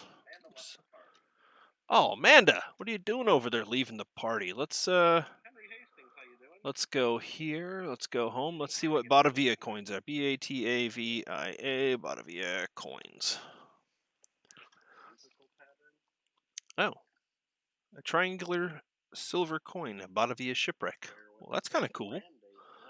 Those look, oh, the Batavia. 1629, shipwreck, the Batavia. So the Batavia was a shipwreck? Shipwreck Taller. The Batavia sunk 1628. It's a very rare type. I do have not Batavia coins. I do have. Oh wait, the Australian Batavia triangular sunken ship 4-coin series. Okay, so the new series. I saw that as well. Okay, yeah, those are like brand new. No, I don't. I really don't try to collect a lot of the new stuff, especially this extremely overpriced 1-ounce silver bullion. Um, yeah, it's very pretty, but not necessarily worth it for me. I'd rather get like an 1821 crown for $80 than, you know. Can you use a Metallics? Set it to 80%, and if it fails, then say the coin is a 50% silver coin. I don't know what a Metallics is. I go. Let's see. The other night there was a conversation regarding the 50%, 80% 1967 Canadian silver coins. Are you talking about 1968, Roy? I don't think 67. I think in 67 they were still all 80%. In 68 is when they went half and half. They did the 80, or they did 50, or maybe it was then. I don't know. I thought 68 was where they went, because you can get silver and then non-silver varieties. I forget.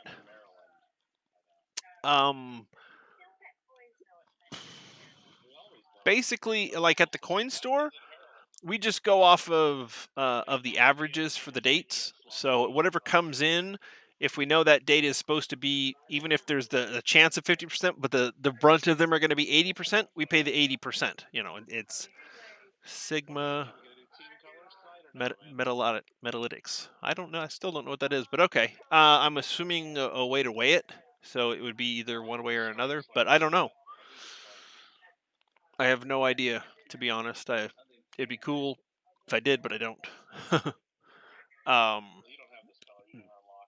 Time for water. Hold on.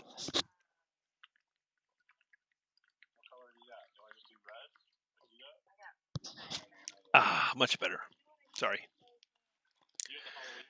Let's see. Mikey says he has a few Canadian 68 dimes I found in a coin roll hunting since. But the question is, Mikey, are they the silver variant or the non-silver variant?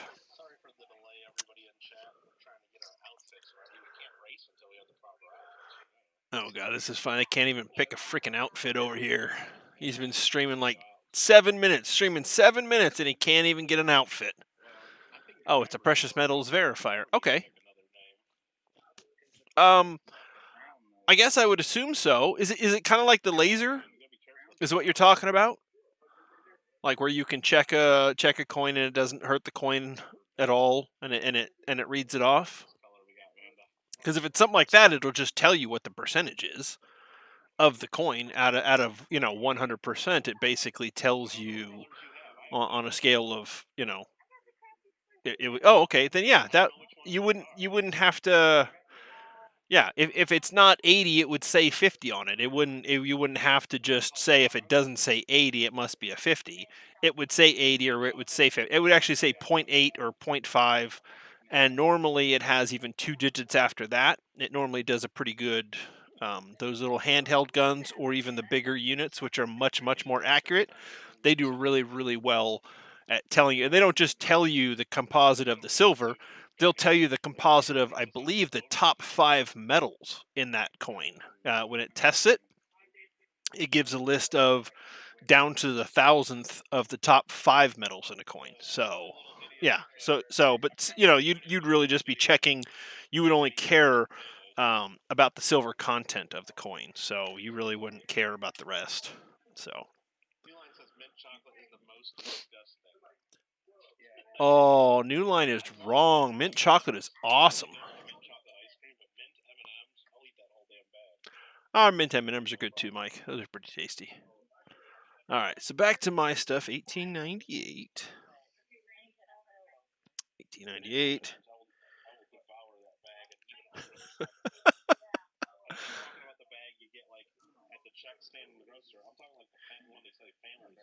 Oh my God, Mike, Jesus. All right, 1 shilling.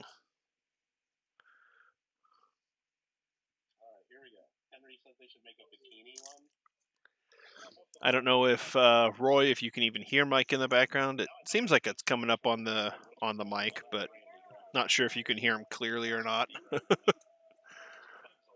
But that's funny. Yeah. All right. Well, wait. What did Mikey say? Sorry. Oh, well, Mikey, you can always you should be able to tell they look completely different. They're much brighter and shinier. They look very much like a Canadian silver dime, as where the new dimes are steel or a steel mixture. So yeah. All right, one of those. Let's see what's next. Ooh, this is a fun one. I hear just a bit, not clear enough to make out words. Oh man, I got that thing loud as hell. I got my earphones on, and I still hear it going. Well, either way, it's still nice to have it. All right, let's see if we can show this coin off. This is 1906 Dutch East Africa. Is it 1906 or 8? Sorry, 1908 Dutch East Africa. There we go. Come on, focus. It doesn't like it. Let's see if we can put it over here. There we go. It's a 5 Heller. That looks like 1908. Yeah, 1908. Sorry, you're right, Mikey. Yep, 1908. So Dutch Oost-Afrika. So Dutch East Africa. Kind of a cool coin. It's got the crown in it.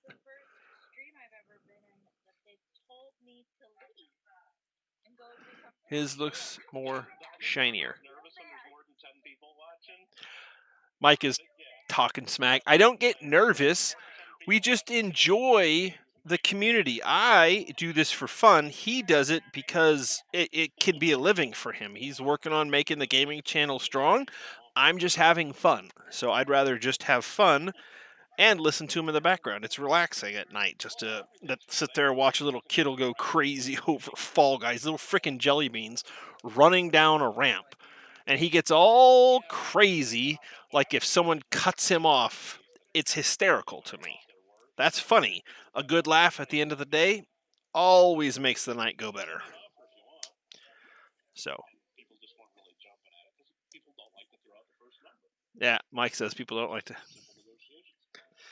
Yeah, well, I hear you, Mike. I just like to make people make the offer because I don't have to sell anything. That's the best part about how I do it is I don't have to sell it right now. So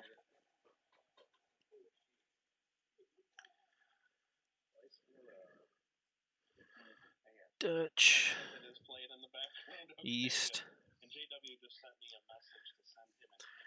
Dutch East Africa 5 Heller.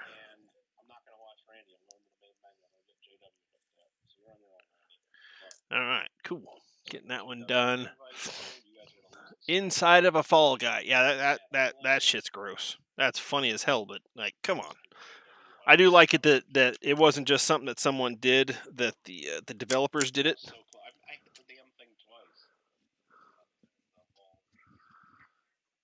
It's in the background rip screen. What? Oh. All right, let's see what's next. Great Britain, 1889 crown. Brian Smoose, how you doing? We are just in here flipping up some coins. Next one is an 1889 Great Britain crown. We're also in the background, if you hear it, there's Michael Kittle Rare Coins over on his Kittle Got Game channel. He's doing Hump Day races, Fall Guys, Ultimate Knockout online live, PS4.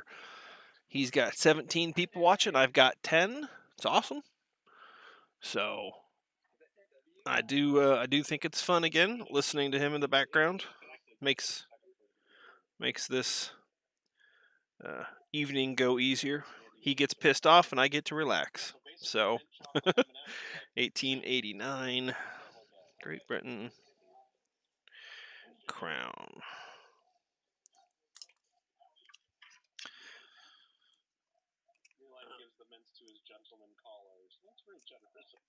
Oh man, they are good. Let's see. Hope Michael Kittle has Greenland foreign silver coins in his next auction.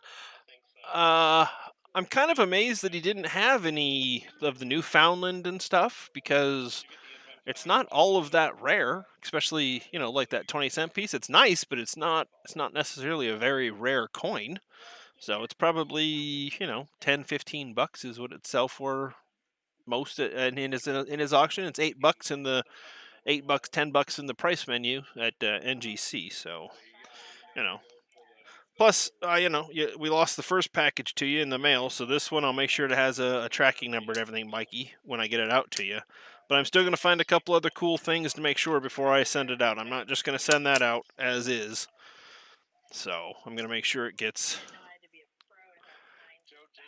sent out. Matching suits. Yeah, they got little matching jelly bean suits, different face colors, but they all look like Andes mints. So they don't really look like mint and chip ice cream. They look like the Andes mints. All right, let's see. Next, there is a 1903. That's a Philadelphia peso from the Philippines. That is a first-year type. And I think the 1903P is the harder one to get versus the 1903S. Let's see, 1903. Yeah, the Philadelphia, they made 2,788,000, but the 1903S they made 11,361,000. So quite a bit. I don't want to say rare, but less common for sure. All right, so 1903P.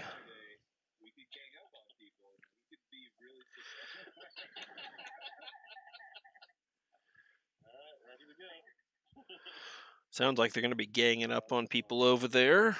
And this is a peso.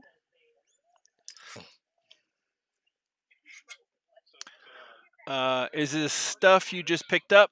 This is stuff I've been picking up over the last couple weeks. I got a whole tray of probably 200 silver coins. Most of them in the dollar size or crown size. Smallers go to the $half size or 50 centavo size for Mexico and stuff. But just stuff I got to get caught up and flipped. Let's see, is it a scratch or a die crack next to the shield? That appears to be a light staple scratch. Mikey is what that appears to be. Again, that's why you gotta use the right stapler and make sure you take out the staple properly before you take the coin out of the flip. Always works much, much better that way.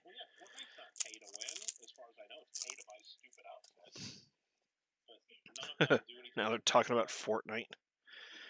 All right, this is a pretty cool one from Great Britain. Let's see if I can get it over here. This is their 1935 crown. It's a different design, as you can see, with the knight riding and then the dragon below. It's really kind of a cool design. Nice large silver coin. There we go. We got George V for the reverse, and that's technically the obverse because that's where the date is. See if it'll focus again. Probably not. Nope. Won't focus, so we'll put that over here. Show off the dragon. It's a really cool dragon in my opinion.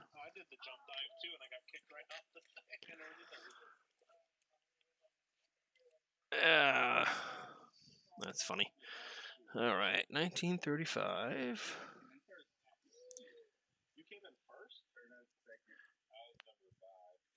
Great Britain. Oh, that's a crown, not a peso. Oh, Kittle sucks tonight. He's got JW and Randy and Kittle's sister beating him. But he still Z-snapped, so, you know. Central American coins and South American coins have tons of errors. They do, Mikey, but you got to realize it doesn't. Steve Woods, that's Picasso's dragon. Exactly. Thank you, Steve. I knew it was a famous dragon. I just couldn't remember who it was, so I didn't want to say it and sound like an idiot. I'm like, oh yeah, Mozart did that. But thank you. Yeah, that's Picasso's version. Well, yeah, Picasso, but yes, I knew what you meant. But Mikey, the stuff down there, that's because those mints didn't give a crap when they made their coins. They didn't care if the dies shattered. They didn't care if the dies had cuds. They didn't care about the planchets that they put underneath, whether they were good, bad, ugly. Half the time, they didn't care if they were made out of the same thing. Some countries used other people's coins from other countries and then just stamped their coin in the middle of it and used their coins, other countries' coins, as their coins. So, you know, let's see, a few BU silver coins. Yeah, but again, die cracks, double dies, overdates, stuff like that is beyond common on almost everything south of the border, including Mexico. Yeah. So even though they're cool, they're not all that of an expensive thing. You can definitely get them pretty cheap. All right, here we go. This is just a nice 1937 crown from Great Britain. I know Mike had a 1937 crown, I believe, from Australia. In his auction, I thought I had one of those. Maybe I don't. That's that. That's that. What are you? You are... Nope. No. I must have had one. Maybe it's inside. So this is just a nice 1937 silver crown. Ooh, Mike is sucking tonight, man. 1937. Great Britain. Crown. Man, they are screaming over there. Jeez.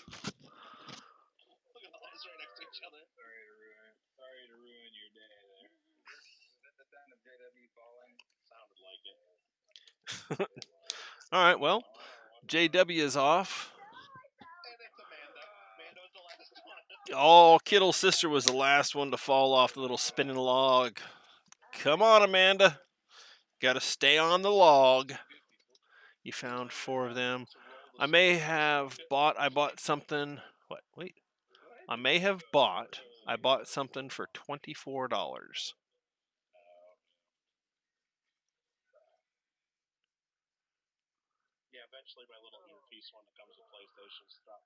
Hey, Mikey, if you have one of those, or even if you don't, you should get a picture or take a picture and send it to Mike for the next Glendale Coin Club show and tell. People would like that if it's that drastic of a double die. That'd be pretty cool. Oh, sorry, I was saying the Australian crown. Oh, you bought it for $24 at the beginning? Really? You got it that cheap? Jeez, that's a steal. Wow. That's because I think even the Australian crown is worth more than the 1937 Great Britain crown that I have here. So I don't know what grade his was in. This one's probably a nice unk, like a 62 or something.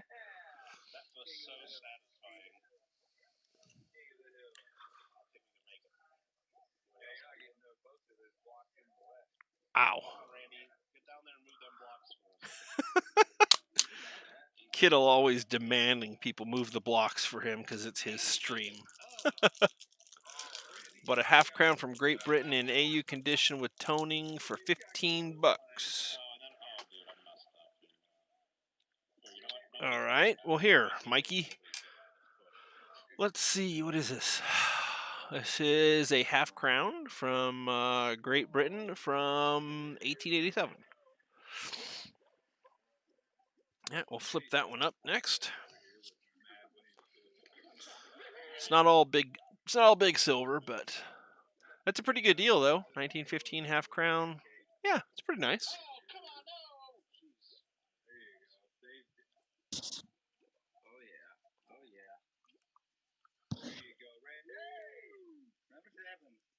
Oh, damn. Go, Kittle.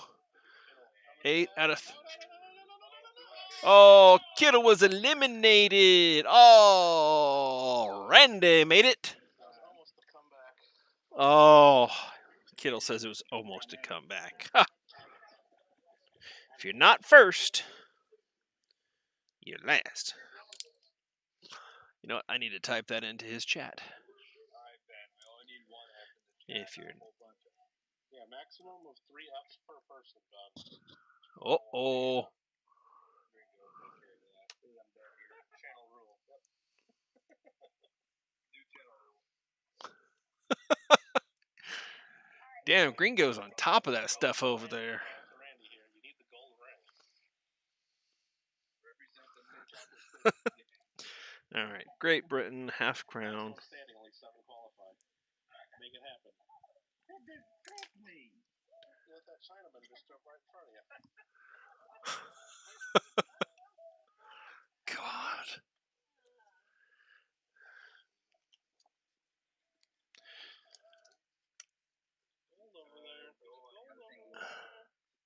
Sorry. This is what I bought. 1927 Australian florin. Oh.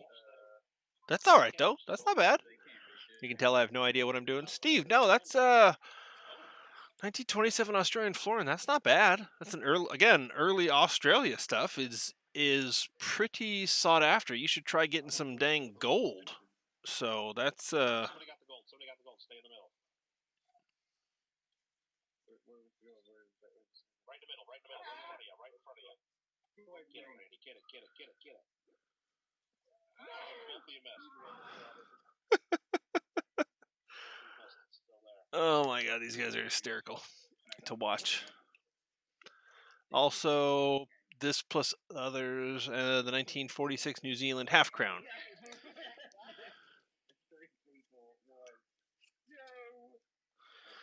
Yeah, those again as also early New Zealand stuff is quite popular. So, just because they're islands down there, so people do like to get those.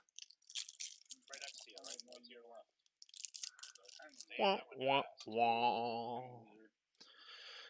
All right, let's see what's next. Next up, we got the 1904 S Philippine Centavos. This one, I will have to admit, is in rough condition. It does have a lot of meat left on it, but you can see the massive amount of little chatter marks on it. It's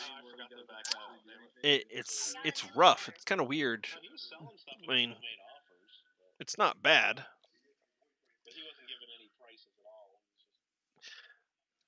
Kittle's still ragging on me for not giving out prices. I just don't give out prices. I like people to at least make the first offer. Let's see. Mikey says he bought 1919 sixpence from Great Britain in AU condition with toning for $6. 1919 sixpence. That's pretty nice. It's a nice early one. Those are a little bit more common because of they're from Great Britain. The sixpence from Australia, again, same thing. Australia, a little bit more common, or a little bit more rare than the ones from Great Britain. So. Yeah, I think there's a new rule. Based on number of subscribers. If I had over 500 subscribers, I could add more wrenches. 500 again. Right. It doesn't. Yeah. Lima says, I can't say I came in to say goodnight and hit the thumbs up. There you go, Lima. I'll hit the thumbs up on Mike's just for him. Brian, are you selling these? Brian, everything is always for sale. I am normally a little bit different than Mike, as I always make people, he always sets like a minimum opening price. I always make people, at least make an opening offer. But Kilo's just mad that you gave the Newfoundland coin to me. No, he doesn't care. Hell, he's probably got more foreign silver. Nah, no, he doesn't. But he's got a lot right now. I was gonna say he's got more than me, but that's not true. So Miss on the first one.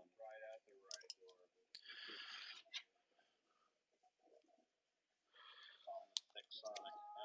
Oh, I just got up and dude. I got screwed there. I got a brick thrown out my head. One of the doors. Yeah, like that little thing came off. let's see, Don.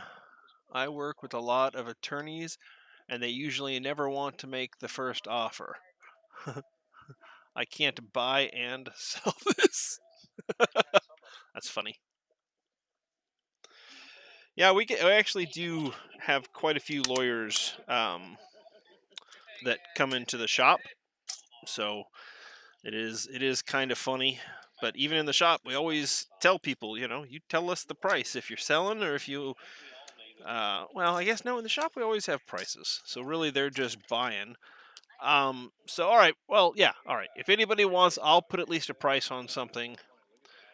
For silver, there is $10 or less at $1 asking price for his next auction. You know he's not going to do that, Mikey, because you're just going to try to bid $1 on everything, and there's no reason not to just start it at $6 if it melts for $6. That's a minimum. So, but all right, if anybody's interested in anything they see, I will put a price on it, and then it will be up to you whether or not you want to pay said price. So, but either way. All right, nice 1956 Canadian silver dollar. Oh, ran out of flips. Got to get more paper flips.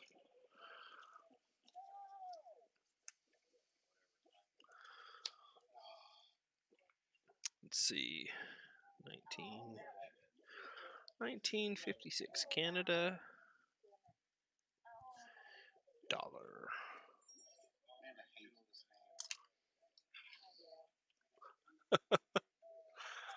See, again, nice little laughs at the end of the day. It's funny to listen to these people go crazy over just playing a video game. I'm just over here flipping up coins. They're over there stressing out over playing a video game. No rose for you. No rose for you. You don't go to the next round. Oh, man.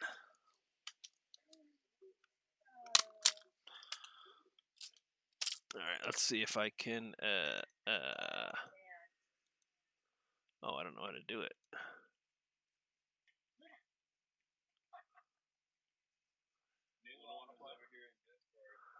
They're talking about their dogs. I have a dog named Luna also. Sorry, I'm looking for an emoji to put in chat real quick. There we go.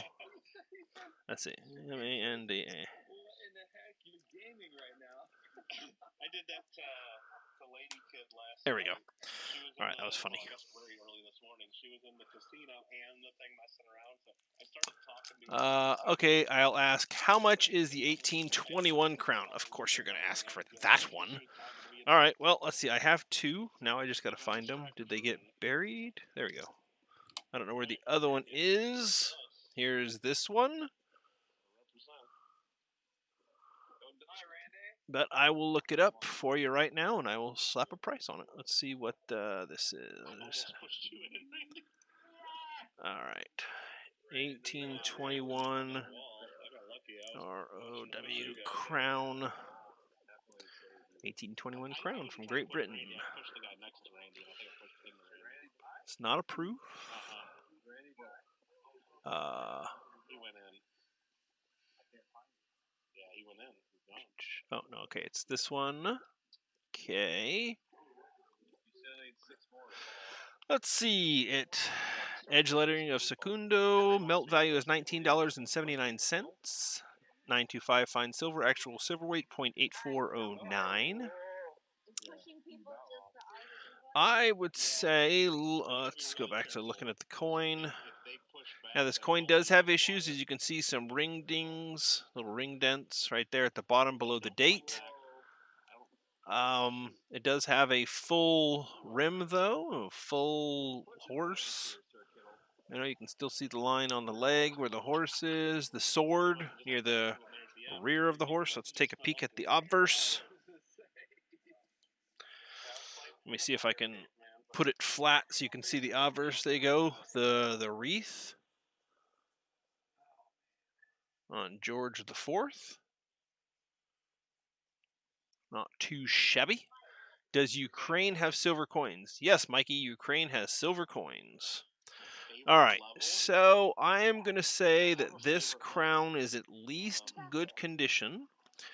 And according to World Coin Price Guide for NGC, good is 50 bucks, very good is 100 bucks.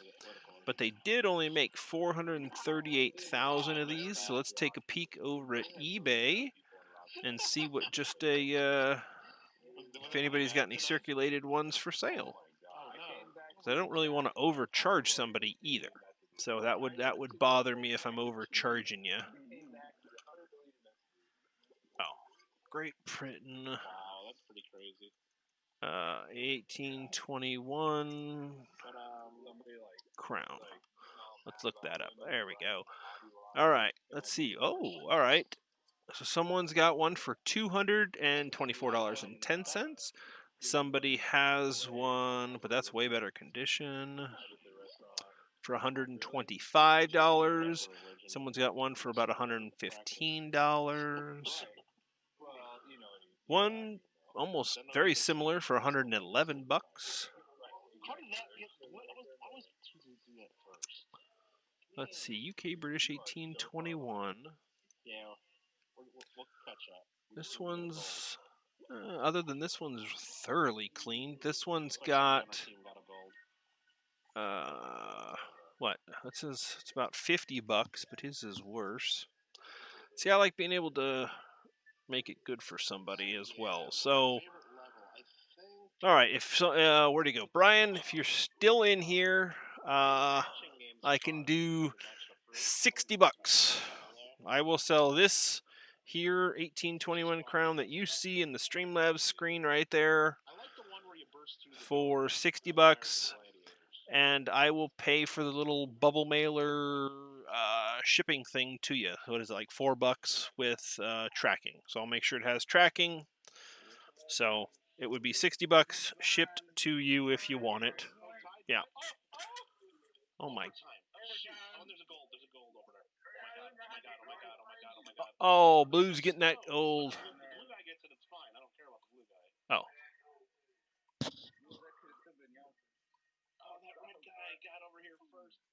Wah, wah, wah. Kittle lost.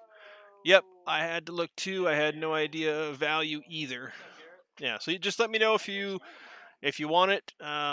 If you do, I can give you the PayPal email address because it is different than my PayPal.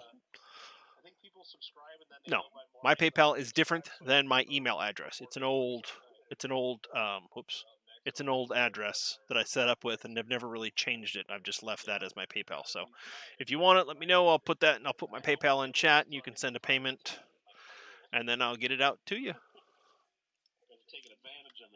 So I will set that one up into the side, and I will just keep going. Next up, 1904S. There we go, 1904S. Philippines peso.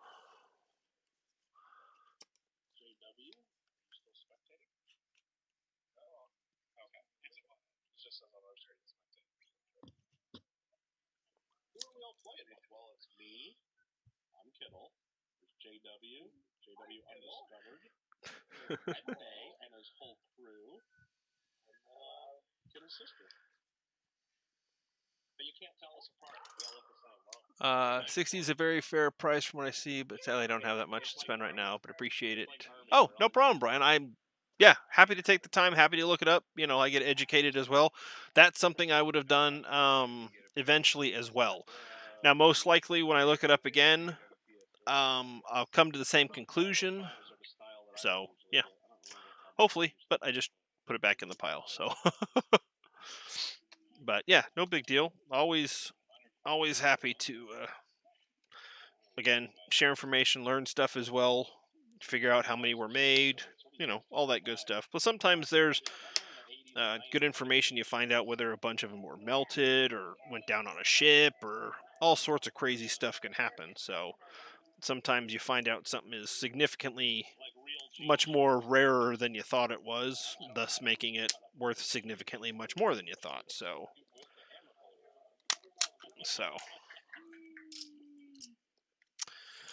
all right, here's 1902 Great Britain crown.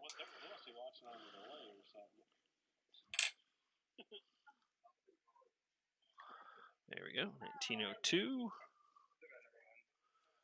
Kiddo.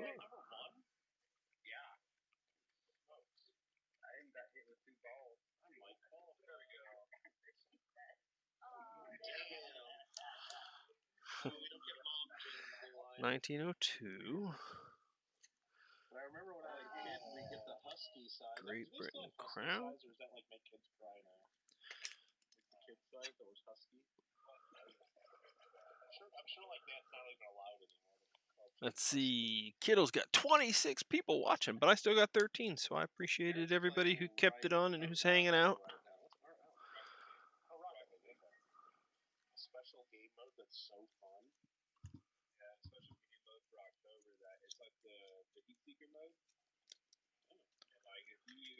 I'm thinking about buying a 2-ounce cast poured silver 9 Feynman alien UFO spinner for $60. That's a little high, Mikey, I think, but if it's kind of cool and you like it for that reason, then that's okay. That's $30 an ounce. Yeah, as long as you're not paying too much for shipping, it should be okay. But don't go too crazy on those hand pours, because they are still just silver, and 9 fine makes a lot of them. It's not like they're a low numbered type of thing. Oh, you like the UFO stuff? Okay, see, not paying too much over spot. Yeah, that's what I mean. Don't go too crazy and spend like $50 an ounce on stuff like that.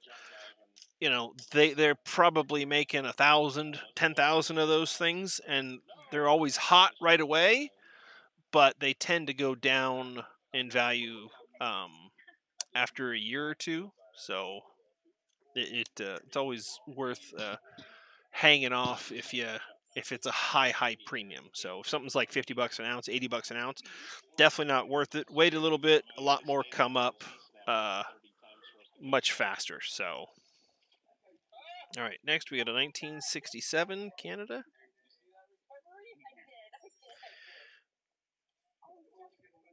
Doll hair. Nice little goose flying across. Do you believe in aliens and extraterrestrials? Mikey, everybody believes in aliens and extraterrestrials. Because if you think that we are the only people out there, well, it's not true. People believe in God. Is God a sentient being, a non-sentient being? Who knows? So no. Sorry I did not say hello to you yet. Oh, to Steve Woods. You're saying to me. I'm like, we've been talking for a while, Brian. Yeah, so who knows? Personally, never seen a UFO either way, but it really doesn't matter, Either they're going to come down and be nice if they do exist, or they're going to come down and take us over or try to take us over. Who knows?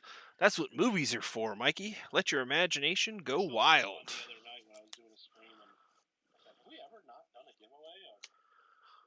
All right, 1957 Canadian dollar.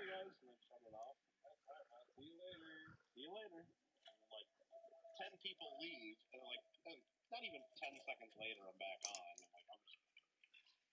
Maybe it was 5 seconds. I don't even know. 10 people left. Oh my God.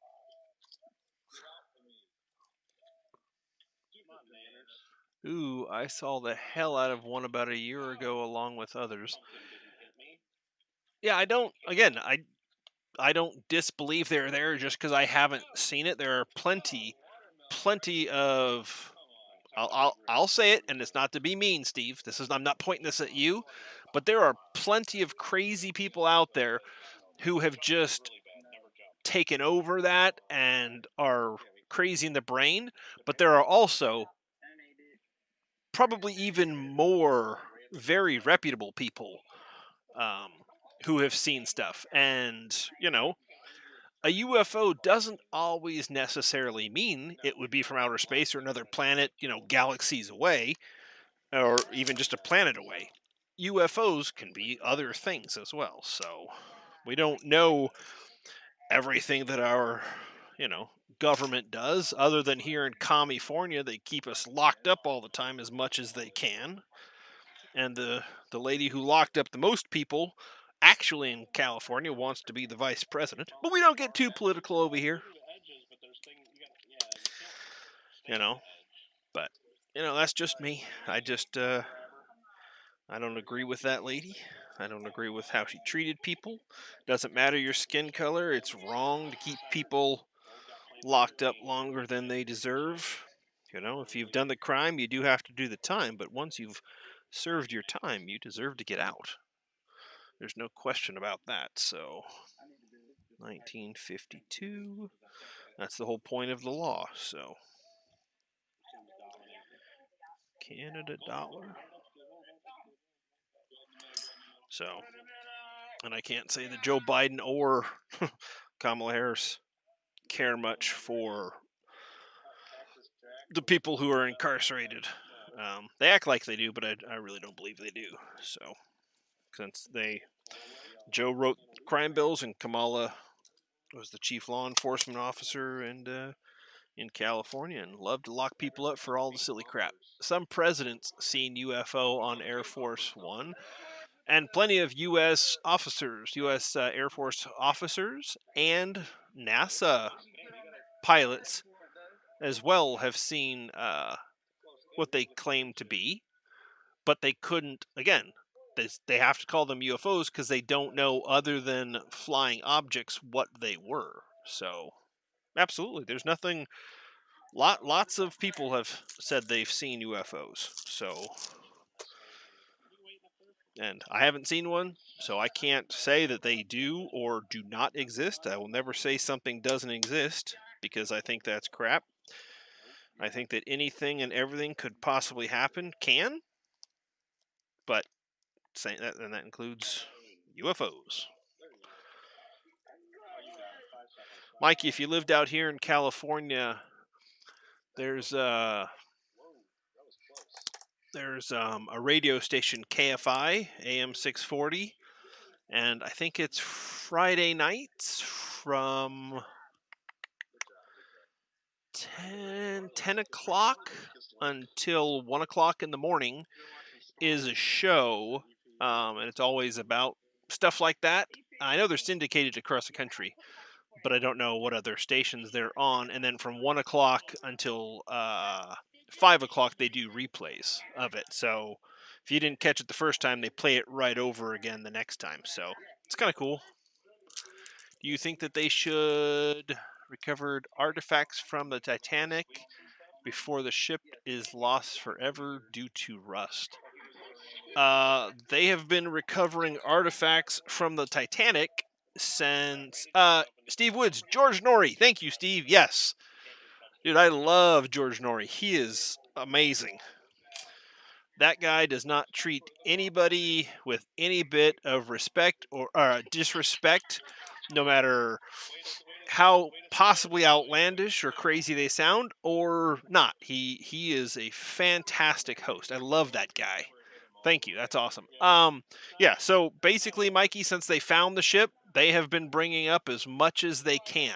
So, yeah, I think that there's a limit on what can be brought up and what can be salvaged. So, yeah, there's only so much they can do.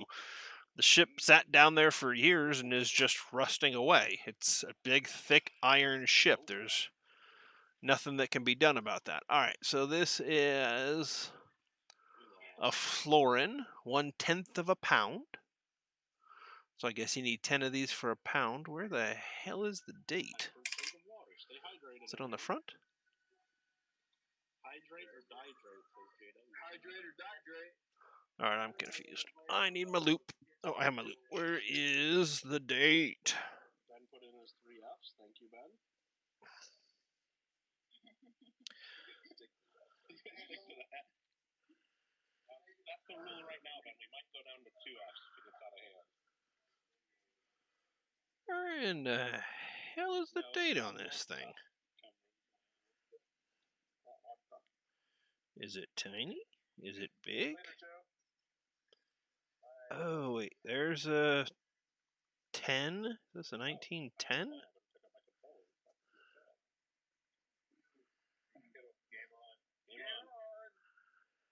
I have no idea.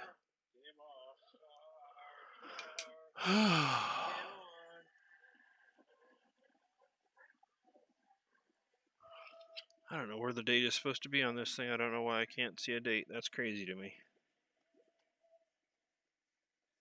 Let's do this. All 4 of us. All right, well, I'll set that to the side until I figure out where the hell the date is on that thing.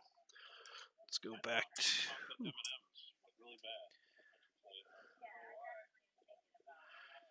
I don't know why. Here we go. Here's another cool one.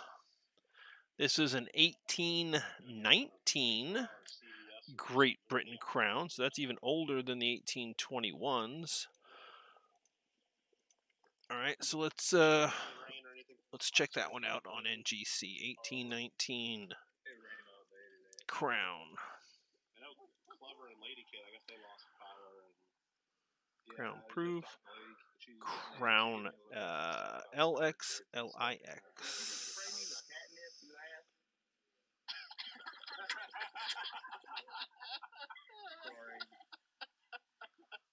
I don't know the difference. Lucy and Gigi getting all over you.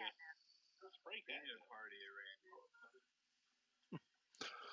I guess we'll try this one and see what it's worth. Camera in the room. And you get your 1,000 subscribers. All right. 1819. Let's see, is this a plain edge? Is there nothing on the edge? Nope, this has got letters on the edge. LIX, LX. Basically, this is about a, again, $50 to $75 coin. Not too shabby. It's kind of cool. Let's see. Is that a stamp on the neck? No, that's part of a necklace that's on her neck. When it gets worn away, it looks like that, Mikey. So, looks like an 1819. Let's see, it does say there's an 1819 over 18 variant. I don't think it says it's worth anymore. But that looks like just an 1819 to me. So I will just put it as an 1819. I think that makes you go down that thing faster if you jump and dive and slide down it. Yeah, if you run most of the way down and then you jump near the end of it and do a dive, you can land like right down here in front of the thing on your feet. You can time it just right. 8. Half the time I wound up smacking the last act. 1819 Great Britain crown. That was me. Really? Fry Guy was fighting me though. Here comes Vanda. Come on, Amanda. There you go. Oh, GW, you still back on them? Settle down. I hate these stupid things. There you go. Come on, JW, you got 2 people, and you lost. God. All right, now this is a cool... All right, you can see how nice and detailed and high-grade full sword. You can see the muscles in the leg for this crown. So what do you think the date is? What do you think the date is for such a high-grade crown? And you can see the muscles in the horse's legs bulging. Awesome denticles all the way around the outside. Look at the dragon. Late 1800s. Good guess. 1890. 1890. That is a good guess, Mikey. Yeah, this one's pretty darn sharp for what it is. Let's look that one up. I don't know what that one goes for. When I buy these, I buy them in a whole collection, so it's just kind of like an average price for them all. So, yeah. Okay, 1890 crown, but it came up with a picture of an 1887. Clearly, they don't have a picture of it. Melts for $19.80. This is definitely an AU quality coin. I wouldn't call it Unk for sure. But let's see. Low AU is 170. AU 53, which is 50. AU 53 is 180. 55 is 258 is 225. So it's anywhere from the 170 to the 225 range. Somewhere in there is what the coin should be worth. So that's a nice one. I'll make a few bucks on that one. Not a huge amount, but because this is counted in, when they go through and they figure out the amount that the collection is going to be for me, I have to do my guesstimates and figure out if I think in the end if it's worth it, if I'll make money later on down the road. A lot of these, again, they just go into boxes, or if they're singles that I don't already have, I put one of each into my collection. So it just goes in the double row boxes and just goes away. And I don't look at it, and either I'll open up a coin store and one day start selling everything, or I will die and then, somebody like Michael Kittle will have to sell everything. So 1890, Great Britain, and that's a crown. But it's definitely fun to do it the whole time. Definitely fun to learn, share the knowledge as I can. How can you tell if it's cleaned or not on the older coins? Same way to tell if it's cleaned or not on newer coins. Steve Woods says, will I send it in to get graded? No, Steve, I will not send this one in to get graded. I don't think spending another $35 or $40 on top of what I paid for it would be good. At that point, I wouldn't make any money. I might break even, but I doubt it. So, nope, it'll just go in a flip. And if I head back to Streamlabs, as you can see, it's just right there, right here on top of the pile. It'll just go back in the pile to get, to get going to somebody else later. If that's not a better upgrade than the one I have. I know I already have one, but I don't know if this one's better. Here is a 1906 Barber $50. You can see the L and the I in Liberty. And this is a Philadelphia. It looks brand new. It does, but it does have a little bit of wear on it. There's no question about that on the high points. It does have the lightest bit of wear. That's why I say AU. I don't think it would ever grade Unk. So, yeah. So that's why I don't. And it does on the face side, on the side with the queen's face, it does have like a bunch of bagginess, like the little hits that comes from when coins are bagged up. So, yeah. So I don't think it's worth sending in personally. All right, so what was that? A 1906 Philadelphia $50. Sorry, I got drawn into Mike sucking at the game, so Are they gonna get that goal over there or what? I don't think they can either. Being idiots. Oh god, those guys are. I know. Oh, now the goal just went up too. That's right when I'm getting Randy. Gotta go for white. Why don't you listen to me? Go get it. Go get it. Let's go. There you go. Worked out. All right, man. Let's go. So should I just get Big Mill's exact intro? Is that what you're telling me to do? Just totally steal it. There you go, Amanda. All right, let's see what is this. Oh, nice 1919 50 centavos. There's a bit of toning on this one, but this one definitely was cleaned at one point. No question about it. It does have that aura of basically just being dipped. It doesn't look like it was harshly cleaned or anything, but definitely a dip to brighten it up. And then it looks like it spent a little time in a book. 104, 124 in silver coins in my collection. Most of it's from YouTube. That's good, Mikey. Yeah. Yeah, it's good to keep going. I've been doing it for almost 40 years, so mine's closer to, I don't know, 4,000 or 5,000 actually different silver foreign coins that are cataloged. But just keep going. You'll get there. You're young. You still have a lot of time on your hands to get to that stuff. So 1919 Mexico 50 centavos. So plus, if I ever really need the money, I can always pull out a box of silver like this and just hand it to Mike and go, okay, Mike, here, do a stream. It's all flipped up and ready to go. People will want to buy it.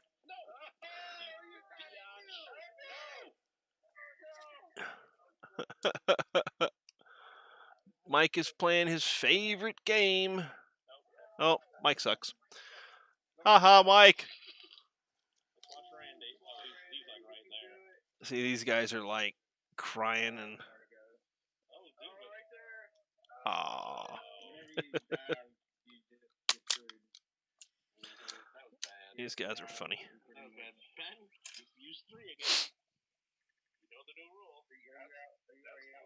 Uh-oh. Let's see. Ben box breaks. Wait. Oh, there you go. There we go. We're going to do that. Boom. Over on my over on Kittle's channel, I put my son in timeout. He's being annoying.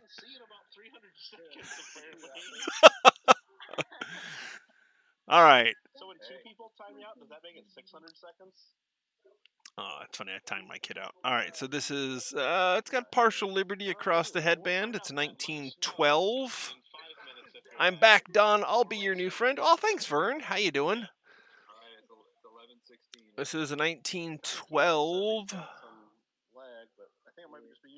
Looks like a D, but it looks like a partial. Looks like an I, actually, but it should be a D. Yeah, it looks like it's just a weak strike on the D for the 1912 D. So, but the D is there. It's just weak. That's kind of weird. Man, Kittle's rocking 25 people watching with only 497 subscribers. He needs to hit that 500 point to do a giveaway. Hey, everybody, throw another F in the chat for Ben Box Breaks if you can. F for Ben. F for Ben. There you go. Shannon Smith, what's up? Eddie Crownjet, not tonight, not for any of us. All right, something tells me I'm going to get timed out. Maximum 2 Fs. Maximum 2 Fs. All right, there we go. Someone's going to time me. Because Ben's not here, you can do it third. You can do it third.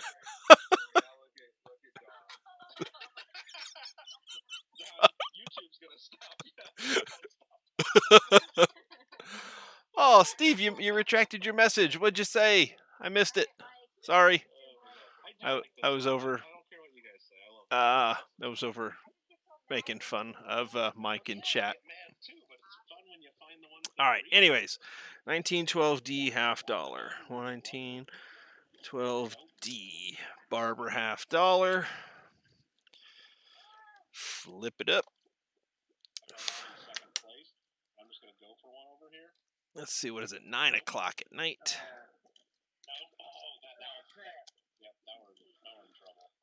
Oh, they're in trouble. Little 1912 action. Let's see. Some of these Barbers were nicer. Let me try to find one that's at least somewhat nicer. I thought, at least. I could be wrong, but I thought I had some with. I might have put those ones. Those might have been the upgrades from my book. It appears that they were. All right. Well, let's check the last two. Either of these two good? Nope. They're just Barber halves for books. It's all right. So here we go. Let's bring this one up. There we go, in 1908. And that's a D, 1908 D.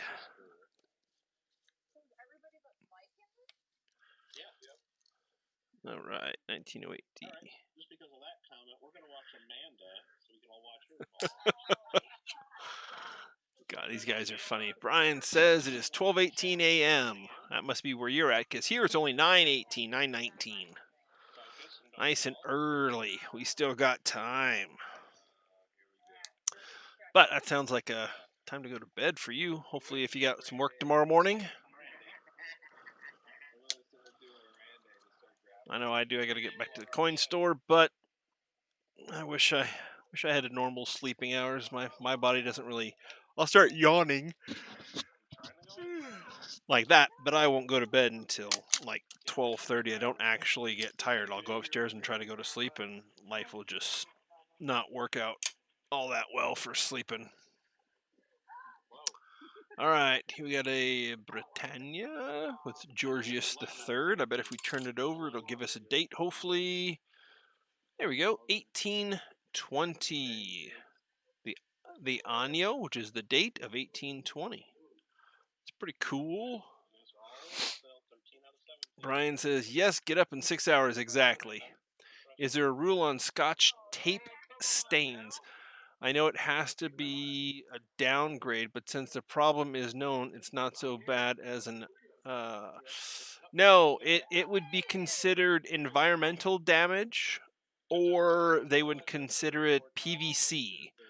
Sometimes it can be removed, and they might grade it as long as it didn't actually eat into the coin. But a lot of the old Scotch tape had PVC in it, and that would actually eat into silver and copper. So as long as it didn't actually damage the coin and it was removed properly, they might grade it, but I don't know. Yeah, I don't know if they would grade it straight. So, but yeah, definitely lots of coins have had that, of course.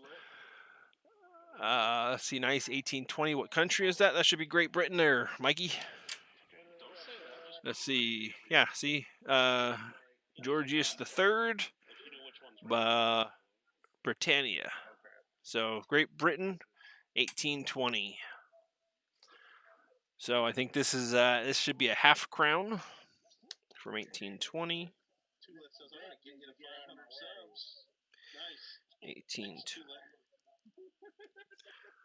gotten to 500 subs 2 nights in a row, and then we fall back for some reason. I don't know. YouTube's playing games with us.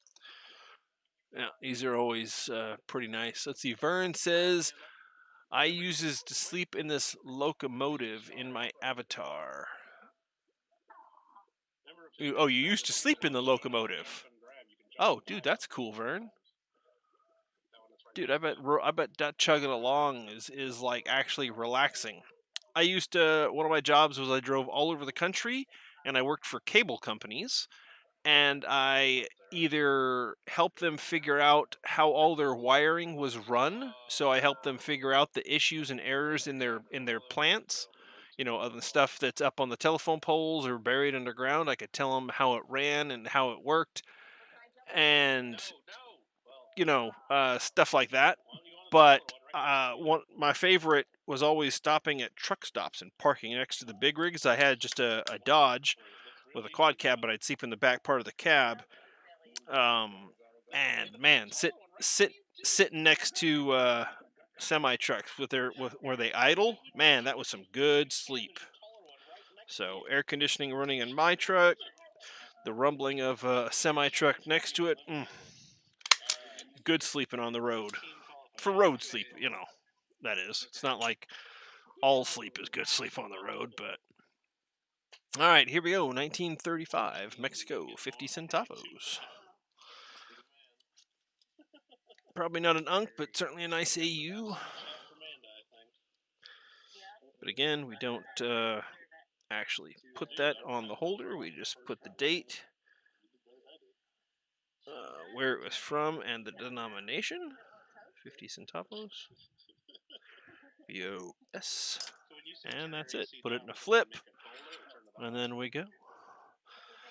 Though I can tell I am getting low on my 2x2 flips. I have that many more in my stack, and that will be plus one. I have one sitting right here, and then that will be it for the night because I need to order more. I have finished up the last two 1,000 count boxes over the past month, and yeah, so. But I do still have a bunch of extra paper flips, and I haven't actually paper flipped everything up recently. I've just been putting it in 2x2s. If it's something that I know I can just do later. So like this 1943 Centavo. Other than I'm showing off all this silver because I recently got it. Normally this type of stuff I would just put in flips if I'm busy, and then put them in the double row 2x2 boxes and put it away for a while. So 1943 Mexico, and then when I have time, I could do it. I don't sit and watch TV anymore. It's not productive. So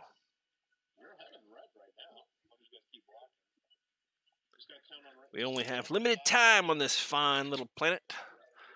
Tape damages the value of the coins. It can, Mikey. It can. Follow-up question: if you had a coin that would be an MS-70 except for the yellow Scotch tape stain, what would it take it down to? Just spitballing. Well, if you're talking about a coin that's older than 1980, it's highly unlikely it's going to get an MS-70. So I don't even think any whatchamacallit. I don't even think like any Ike dollars are MS-70s. It may be a couple.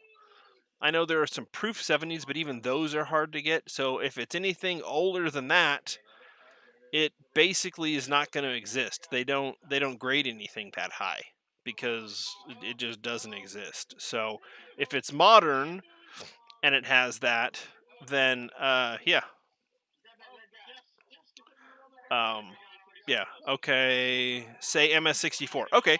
That's better. Yeah, if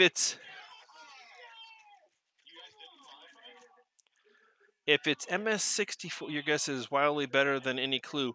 If it's 64 and you can get off the tape without issue, then it would but you still saw like the stain. It would probably still grade the same. Let me see. Hold on. Let me see if I can go. I want to show you something if I can find it. I don't know if it's. Let's see. I don't know if it's on his website or not. Kittlecoins.com, and I'll pop a link in to into the chat if it's here. It's of a coin that I bought, and I'm like, oh my god, that's awesome. But I didn't know if it would slab, and it did end up slabbing. Maybe I'll do a video sometime. Like every time I get into a team game. Come on, Mike, it's got to be on your website. Be here. It's a U.S. Philippines coin. All right, so it's not on the U.S. page. Maybe he has it on his world page. Yeah, EPU. I know about Slime Climb. What was that you doing? Come on, it's Canada. Well, I did play a whole round of soccer on here where I was scoring own goals. All right, let's see. It's here's the U.S. Philippines. I'm like, man, I'm scoring all kinds of goals. I'm like, dude, that's there it is. Okay. I am gonna post. Looking at me like, what are you doing? There we go. Let's do this. Here you go. Check that out. I got this raw. This is a 1944 U.S. Philippines 50 centavos coin. I got this raw in where you can see the lady. You can see the obvious. Does it take it down any more than a half? I have no idea. It had PVC on it. I used acetone to remove the PVC. It didn't mess with the toning at all. As you can see, this has, I won't say it's the prettiest of toning, but it has a toning on it on the reverse completely, but only very small portions on the obverse, because that was covered with tape. It was removed properly. The tape was removed properly, and I removed the tape and I cleaned off the PVC without harming the coin itself, and sent it in. And as you can see, they graded it a straight grade of PCGS MS64, but it looks like it's got a giant plus sign on it. Well, Mikey, this isn't an expensive coin. This is just a U.S. Philippines 50 centavos from 44. You know, it is PCGS certified, and but basically it's $100 because of how the toning is. You know, it's just kind of cool. It's an eye-appealing, catchy kind of coin. So if you guys have gone and checked that out, you can see how obvious it is that it had tape on it. So it's not like a rubber band mark, and rubber bands normally make like a black mark across a coin.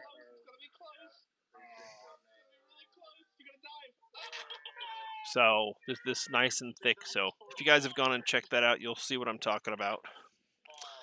All right, back at it. We got to finish putting away enough until we finish filling up our plastic flips, and then I'll call it a night. I seem to have dropped a coin, but that's all right. I'll pick it up later. Next up, we got this 1903 from Philadelphia, U.S. peso from the Philippines.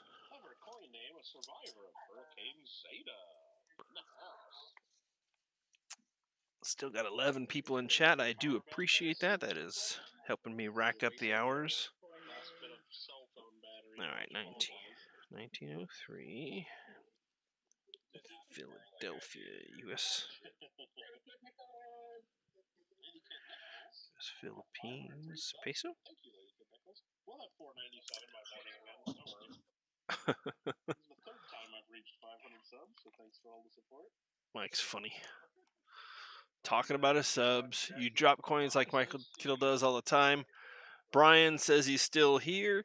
Yeah, I do have my streaming set up in the garage. My garage is mostly storage and workspace. There is no car parking in my garage, so I don't have to worry about that. So I put carpet down in case I drop coins or anything. So normally it lands on the carpet, and it's got a nice little cushy area to bounce on. So I don't normally hurt coins. Plus, it was already in a flip when it dropped, so that's even more protection. So the coin is fine. It's just down there somewhere. I made a flip for it, so I'll find it and staple it together probably tomorrow. No big deal.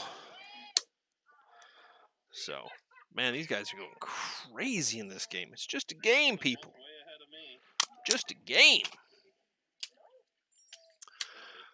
Yeah, I mean, let's see. So let's do this. Let's do that. Let's do that. Sorry, I'm doing something on my computer real quick. I mean, let's see. Oh, Mike is just getting clobbered.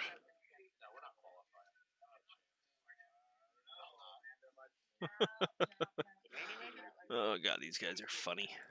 All right, my computer's still thinking for what I was trying to do. Oh, there we go. If we click on that, we can click on that. All right, 50 centavos. Here is another 1918. But I was told that there is a 1918 over 17, I believe. So let's take a peek. And there are supposed to be 23% of them are supposed to be that. Well, I'm looking at it, and well, on this one I don't see it again, but there's only supposed to be 23% of them are supposed to have it. That one I don't think has it either. Thank you, I looked at it. Crazy staining. I missed a few seconds. Or you commentary, too many screens open when I close one. Oh, Yeah, no problem, Steve. It's fine. Yeah. So I got that coin raw from somebody with tape on it. It was taped to the flip instead of what it should have been. So instead of in the flip, it was just taped to the flip. I took the tape off. I removed the PVC like you're supposed to properly with acetone, and didn't hurt. It ended up not hurting the coin at all. So as you can see, and they graded it a straight grade. So let's see. Brian says, so what are you looking at to find info about the coins? Brian, I will post a link to that too. Again, I do like to be able to help people if possible, as much as possible. So let's see. Here we go. I will put this into chat for you. This is basically, you can go here. It's free for anybody, and there's a search by coin and search terms. Like if you were looking for information on that 1821 crown, you would just type in 1821 crown, and it would come up with a list of things to help you refine your search. So it says Great Britain 1821 crown, or Great Britain 1821 half crown. You click on the one that you're thinking of, and then it happened to come up with four. In the year and denomination descriptions, a couple of them are proof. One doesn't. It says it's made out of copper, so clearly that's not it either. That would have been like a pattern type of coin. And then the other one is just silver. So you click on that one. That's the one you're looking for. And on the right hand side, it tells you the composition, the fineness, the weight, the actual silver weight, the melt value as of today. It automatically updates, which is awesome. And then if you go down below, it tells you what the prices are in the different grades. That one all the way up to Mint State 67 looks like it'd be worth $20,000. So for that 1821. And it gives you a little link for you to shop on eBay. So if you want to shop on eBay to try to find those. So, but yeah, it's a fantastic resource that's free. I use this as well as let's see, if I make that small, maybe I can bring it up for you. I don't know. Let's see. Yeah, that'll pop up, and then I'll be able to bring it up and show you. It should be coming up on the screen in a second. I know it's just a white screen right now. It's loading. But this is actually the standard catalog of world coins, the 2011 version. I have it all on DVD. So, but you can look it up, and this is in a PDF format. So, you just go to the page right here, the country index, and you're like, oh, I need to look up an El Salvadorian coin. Okay, so you find El Salvador right there, page 738. You come up to the top, you tell it you want to look, you go to El Salvador, and you type in page 738, and it brings it up. And then you can scroll through and find out all the information on this. So, this is also a pretty cool thing to have as well. So, yeah. Let's see. There you go, everybody. You can see Kittle streaming. I think that's him right there in the middle with the arrow. He's certainly not qualifying first. Hey, he said I was allowed to use his stuff. So, and as long as I'm commenting over it, according to YouTube, it's perfectly fine. But we're going to go back to doing this so we can finish up. But this is a 1918 50 centavos again, so we'll type that in, or put that in. Now, you do got to realize, I did used to know a lot of people from the Coin Club who were older, and they actually used to put these 2x2 paper flips in their typewriters and type all this stuff out in a typewriter. So you got to think about the time it would have taken for them to do that. Now, it's probably quicker than me talking to you guys about it and then writing it in and stuff, but if you're just sitting there, but you got to realize that was also before the internet and gaming and anything else. You just sat there at night, listened to the radio, and typed in on your flips, so. 50 centavos. Now, I will admit, I am old enough that my first TV was, yeah, it was still black and white. So, and it had a little knob on it, and it only had, what, channels 0 through 13 or something? So, yeah, that does date me, but that is that is life. So let's see. I will be at Kittle Stream before I go to bed. Great stream. Stay safe. Hey, thank you, Mikey. Yeah, head on over there. I appreciate you hanging out, man. I'm gonna be done here in about 5 or 6 minutes, anyways, and I'm gonna call it a night and head over to Mike's stream as well and just hang out in there. So yeah, thank you for coming in, bud. And I'm glad you'll be getting that Newfoundland coin. So it'll go to a good home, I know it, and you'll enjoy it. So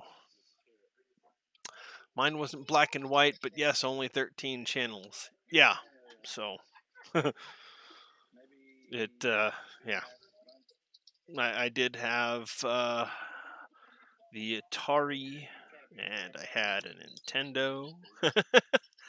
I had all those for the gaming systems and the Sega, all that good stuff. So, all right, so 1907 S, U.S. Philippines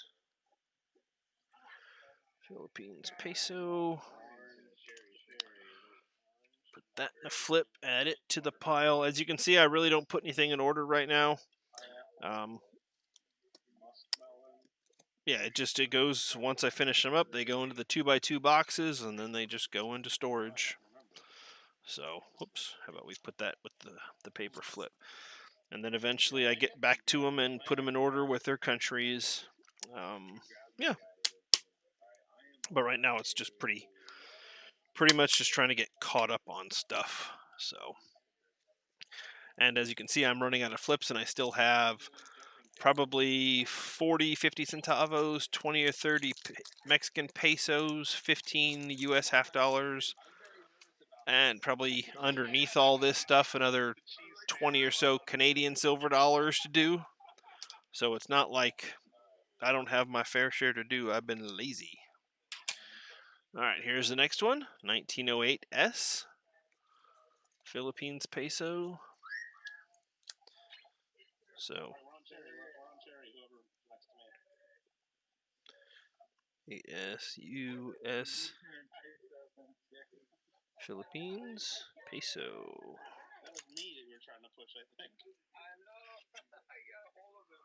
He's putting all the fruits into the chat there. Mikey's back. He wants to remind us all that he had homemade sloppy joes. I already told everybody, Mikey, because we were so delicate. Let's see, Vern. I cleaned. Vern. Those first 2 words are the worst words you can ever say about coins. No. I cleaned. Don't say that. All right, now I'll read the rest. I cleaned 1909 VDB cents with toilet bowl cleaner. They were in a cellular on the ground in concrete. They don't look too bad. The steel were almost gone. On the ground in, wow. All right, well, if they're at that point, I guess sometimes cleaning a coin isn't all that bad. If they're already basically, at a very low end and you just want to see the details on a coin, I still don't say clean them. But if they're already a damaged coin and you just want to see what it is and get a better look, I can kind of understand, but I still have the, don't clean any coin. It always, always, always drops the value of the coin. So 1891 crown. Hope these hammers don't hurt us. Oh! There you go, JW. Yeah. Hammer, come on. Bam. Yellow team actually won. 1891. Great Britain. Great Britain crown. Little plastic flip. I'll go for another minute, and then I'll probably end it on this one, so that I have a minute to say goodbye to everybody. So that's the 1891. Great Britain Crown. Let me staple it shut. All right, there we go. And there we go. Dropped another one, as usual. So there we go, everybody. End it with an awesome 1891 Great Britain Crown. She's a beaut, of course. It's not a mint state coin by any means, but it's very nice, old. It's got that good look to it, good used, beautiful look to it. Ela Sonics, thanks for the video, man. I appreciate it, Ela. Thank you for being here. Vern, they were white, not even identified. Yeah, okay. See, at that point, Vern, yeah, I agree with you. It's you know, it's definitely you know, at that point you can definitely just you know, clean them up just to see what they are. So as you hear Michael cursing over there. So thank you guys all for coming in. Brian, everybody, Ela, Vern, everyone else who's out there. Thomas tripped on a nickel. Thank you. Appreciate it. Mikey, I know you're already gone, but I'll say thank you anyways. Steve, thank you for hanging out. I do appreciate it. Michael Kittle and everybody who went over there, thank you guys for coming in and hanging out. That makes it 3 hours. For some reason, it says I got 167 playbacks. That's a crap load of time people must have had to refresh. I do apologize if that was on my end. So, but as usual, thank you all, and I will see you guys next time.